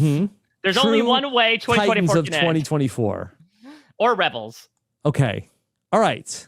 So let's see. Our winner of part 1 of the HOH ends up being Hawk Tuah will be in the final part. I mean, with no offense to her 2 compatriots, she would probably be the most endurance-based out of the final 3. So, listen, it's a little bit of a game of inches, a little bit of a low bar to clear, but she was able to do so handily while spitting on it at the same time. Okay. All right. Next, part 2 of the HOH, the Dune Popcorn Bucket and the Rizzler. Facing off in some sort of combination trivia, physical. Let's see, actually. So this is in front of each player are 5 large X's, and they have to answer 4 questions regarding different evicted house guests. Who knows their past better? I think that Dune Popcorn Bucket has had a better social game, but let's see what happens. The winner of part 2 of the HOH who will take on Hawk Tuah in part 3 is the Rizzler. Wow, Dune Popcorn Bucket. Oh, this is not looking good. I mean, the Rizzler and Hawk Tuah have both went rogue in their own individual ways the last couple rounds. But do we think that they would be likely to take each other to the final 2? I mean, the Rizzler made a very big decision in that moment. Maybe he thinks that Hawk Tuah is someone that can also burn some bridges and thinks, okay, if I burn fewer than she did, I could sit next to her and still reap the rewards. Whereas Dune Popcorn Bucket has a couple people sitting on the jury, right? Chaperone and crew, has a bit of an underdog narrative, has won a few competitions. I do think the Dune Popcorn Bucket just got screwed. I think it let it slip out of its hands. Okay. All right. Hawk Tuah Girl and the Rizzler will compete in part 3. And the final HOH of the season ends up being the Rizzler. The Rizzler has won his 3rd HOH competition here and will decide who sits next to him at the final 2. Now, the Rizzler made the big move last round, being the sole vote to evict, taking out Kendrick Lamar. Would the Rizzler rather sit next to Hawk Tuah or the Dune Popcorn Bucket? I mean, listen, the block star of the season. It's always a good time sitting next to the Dune Popcorn Bucket in general, but this time, I do not think it's an appetizing choice. I talked about it before. Dune Popcorn Bucket has too much of a good narrative. Hawk Tuah, you could say they played a similar game, as in, like, we didn't really commit to alliances. When I did, I left them behind in favor of a more independent game. I went solo. Hawk Tuah, what does she have to show for her game? She got rid of Chapel Roan. Congratulations. So did half the house wanting to do that. Yeah. And also, like, she voted the wrong way in the Mu Dang eviction. He Mike, held a lot more power. I agree with you. I think that Hawk Tua would be the choice. People make bad decisions all the time on who to take to the final two. Oh, absolutely. We could see that. Listen, the Rizzler is from New Jersey, much like one Cody Calafiore. We'll see if it's in the blood. Okay. All right. So the Rizzler has decided to vote to evict Come on. Yeah, the Dune Popcorn Bucket. What a ride the Dune Popcorn Bucket gave us all. Like a traipsing through the sand, an up and down experience for the Dune Popcorn Bucket. Sometimes it was tough to hold on, but at the end, we all leave quite satisfied by our time with the Dune Popcorn Bucket. Wow. What a run for the Dune Popcorn Bucket. I don't know if you officially count this in your stats. I believe this is the unofficially the 7th time on the block for the Dune Popcorn Bucket. And this is week 13. So over half of the game, the Dune Popcorn Bucket has been a nominee. That has to be a BrantSteele record. Everybody tried to get the Dune Popcorn Bucket out of here. Ultimately, the Rizzler is the one who ends up being the person to take out the Dune Popcorn Bucket. Yeah, as was the case of Mother Nature. All right. And now, in the end, it is how Mother Nature intended in 2024. Yeah, the Rizzler finally rode the Dune Popcorn Bucket, much like the worm itself. Yeah. It is as it was always meant to be at the end of the year. The Rizzler and Hawk Tua girl face off for the championship of 2024. I thought you were going to go with a Sue Hawk Tua quote and talk about as Mother Nature intended for the Rizzler to eat out of the Dune Popcorn Bucket. Oh my God. Okay. Please don't, Rizzler. All right. There are 7 members of our jury. They are Gypsy Rose Blanchard, the Menendez brothers, Ray Gunn, Chapel Roan, Mu Dang, Kendrick Lamar, and the Dune Popcorn Bucket. All right, so this is oftentimes throwing darts in the dark. But let's try to think through the logic that does not exist within the simulation, Rob, because there's only 7 votes to figure out. Yeah, well, both of them played like pretty quiet games. I don't think Hawk Tua had an alliance the whole season, did she? I don't believe so. Well, until the end with the Rizzler and Kendrick Lamar, which she then promptly broke by voting to evict Kendrick Lamar. Early on, she was not big in the alliances. We saw that Rizzler was a little bit more active, alliances with the Menendez brothers before ultimately that went sour. I'm not sure if the Menendez brothers are holding a grudge. No, Olivia Rodrigo was not on this season, Rob. Sour is a different artist. So we'll have to see there. Dune Popcorn Bucket might understand that the Rizzler thought they were the best player. Yeah, so I'll do a little bit of jury jeopardy here, Rob. Let's do some conjecture out of my ass. So Gypsy Rose Blanchard, I think Gypsy Rose Blanchard would respect the game that the Rizzler played. Gypsy Rose Blanchard, someone that was also making a lot of her own independent big moves. The Rizzler certainly did that towards the end. The Menendez brothers, I think they'll be bitter. I think they'll vote for Hawk Tua. They are not happy with the Rizzler leaving them high and dry. I think Chapel Roan would be the same way. Ray Gunn, I think Ray Gunn would vote with Hawk Tua. They did have some time together where they would bond in the house, and despite the fact that Hawk Tua voted to evict her, so did the Rizzler. Mu Dang would probably vote for Hawk Tua. I think she is sympathetic to the fact that Hawk Tua did attempt to keep her in the game, and the Rizzler didn't. That's the interesting thing, Rob, is that the Rizzler's kind of like giving me shades of Damabate a bit, in that like he made a lot of very individually based endgame moves where he was the tie-breaking vote to evict Mu Dang. He was the solo vote to evict Kendrick Lamar. He was the solo vote to evict Dune Popcorn Bucket. There's a very fair chance that all 3 of those people can come back and say that they do not want to vote for him. And then Hawk Tua needs just one more and she has won this all. Okay. All right. So let's go ahead and get to our final vote. Okay. We've got, let's see our jury votes. Okay. The Dune Popcorn Bucket cast a vote for Hawk Tua to win. Kendrick Lamar cast a vote for the Rizzler. Oh, okay. Game respects game.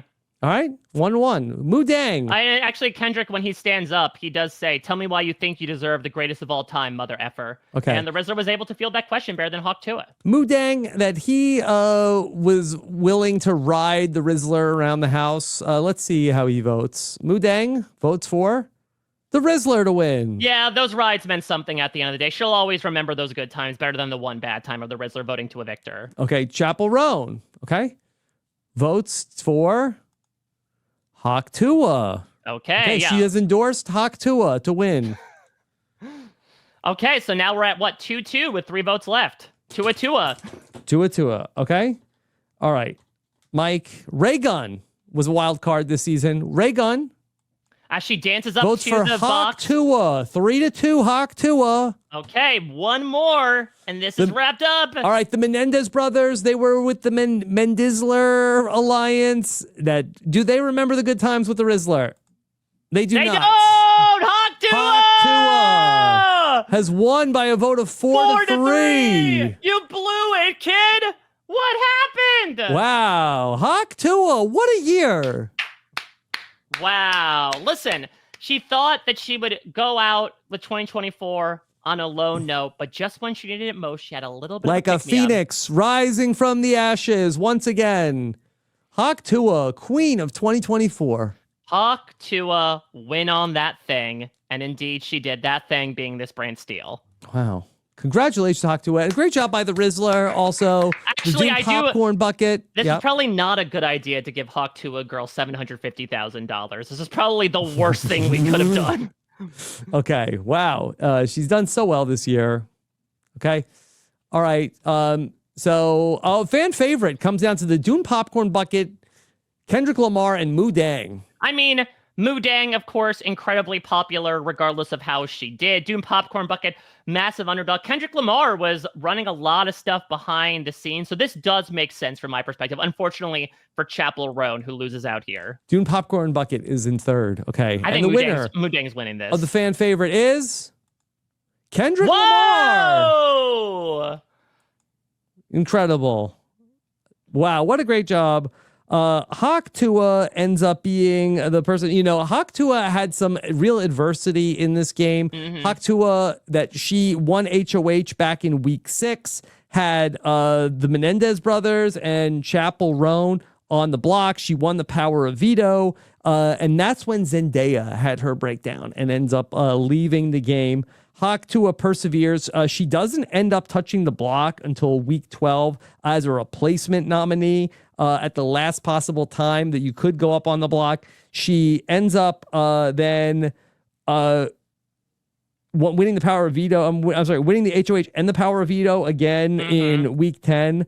Both of her comp wins come in the same week when she's HOH and wins the veto, and a very close vote, 4-3. Yeah, it's interesting. And look, certainly does better than the last character to throw out a first pitch at a Mets game in the form of Grimace, who was a competitor I believe last that year. the Rizzler and Hawk Tua both threw out first pitches at a Met game. Do you think that's what led to their final 2 deal? Yeah, they have an alliance. I'm not sure if the Rizzler was at the last Mets home game of the year. I'm not sure if he threw out the first pitch. I mean, if there's anything to bond over, it's Pete Alonso. Yeah. So there you go, Mike. Wow, what a year. Anything else to see? So I can talk through some of the other events that were not put on, that we put into the simulation that were not talked about over the course, did not show up on the simulation. Let me get them up here. We did talk about a good amount of them. One that I'm sad, of course, it was an interesting year for movies, as we talked about with Wicked and with, of course, the proliferation of the Dune characters, but also X, in this form of the house guest, reveals that they really came onto the show to tout their own line of The Substance after this season. Despite the fact that we have some youngsters on it, you could always look just a little bit younger. Let's see. X tries to compliment another house guest by calling them a hot rodent man. Yeah. X complains how their memory wall photo is edited. The internet dissects it like a Kate Middleton picture to determine if they're really a contestant. Let's see. We've got, of course, unfortunately, while this was a Big Brother season, there was a popularly requested Big Brother reference that did not make it as a character, but I did write it as an event. X tries to hold a seance to communicate with the ghost of Janky. And at some points, this did kind of feel like a janky week of a season in general. Let's see. X and another house guest kindle an in-house hookup, Rob. No showmances this season. Wow. But as trust breaks down, X conducts an investigation to wonder, quote, who to TF did I showmance? X declares on the feeds their desire to box Mike Tyson once they get out of the house. And I believe that is it. Oh, actually, a couple more. One was X, a couple of naturally occurring phenomena. X looks at the eclipse and is blinded for the next competition. I forgot about the eclipse. Yeah. And the other one is X gloats about getting to see the Northern Lights, and Y gets incredibly jealous of them. So, again, not everyone can make it into the final cast. Try to account for as many as possible. I also use as a blanket statement. Obviously, some of the people we brought in this year had some rather dark circumstances around it. So, apologies to those that may have taken offense by sometimes the light we made of certain people's tough situations. Look, but if you made it 2 hours and 30 minutes into this thing, then you enjoyed this. Come on. I mean, there's a fair shot that people noped out as soon as I attempted to break dance. So fair game for those that really stuck through. It was the highlight of the year. Congratulations. What a great winner for 2024 as well. And Mike, of course, great job by you. Thank you very much. Yes, 2 of 4 went out in style here. Congratulations to all of our cast members. Congratulations to you, Rob, for getting through another year of also fantastic podcasts. I really do think that it was such a banner year for reality television in general that was lifted by the fact that you had such great coverage surrounding it. And thank you to everybody out there for the vast amount of suggestions that you gave to us to just remind us how truly wild of a year this was. Yeah, thanks everybody who made all of their suggestions. I know a lot of people really look forward to this, and also behind the scenes that Sam and Derek and Brandon Donlin, all the help that we got to put this together. We really could not do it without the whole team, especially you, Mixmaster Mike. I mean, I love it as an opportunity to really look back and say, wait, that really happened this year. So I'm really excited to get back together a year from now in 2025, right, to experience whatever the hell that has in store for us. But regardless, it is going to be a great time no matter what with you, Rob, to wrap up another 365 days. All right, if you want to get the jump on the stars of 2025, you're going to want to head over to therealityflash.com. If you enjoyed this podcast, the least that you could do is subscribe to Mike Bloom's brand new podcast, therealityflash.com. Very easy to do, free to subscribe. You'll get all of the breaking news, including Mike's list of 2025 reality news to be looking forward to. That's going to be dropping, I believe, New Year's Day. So make sure you get that at therealityflash.com. Mike, what else is coming up for you? So from a scripted perspective, of course, Chappelle and I are in the thick of it. Squid Game Season 2 is out, came out the day after Christmas, and he and I have been doing daily podcasts recapping them. At this point, we are but 2 episodes away. I even got to join you for the first day? Yes, which was really great, Rob, to get your thoughts about that first episode. I will say that it gets to the regularities of Squid Game soon after you join us, Rob. And so Chappelle and I have had a really fun time on the daily talking about that.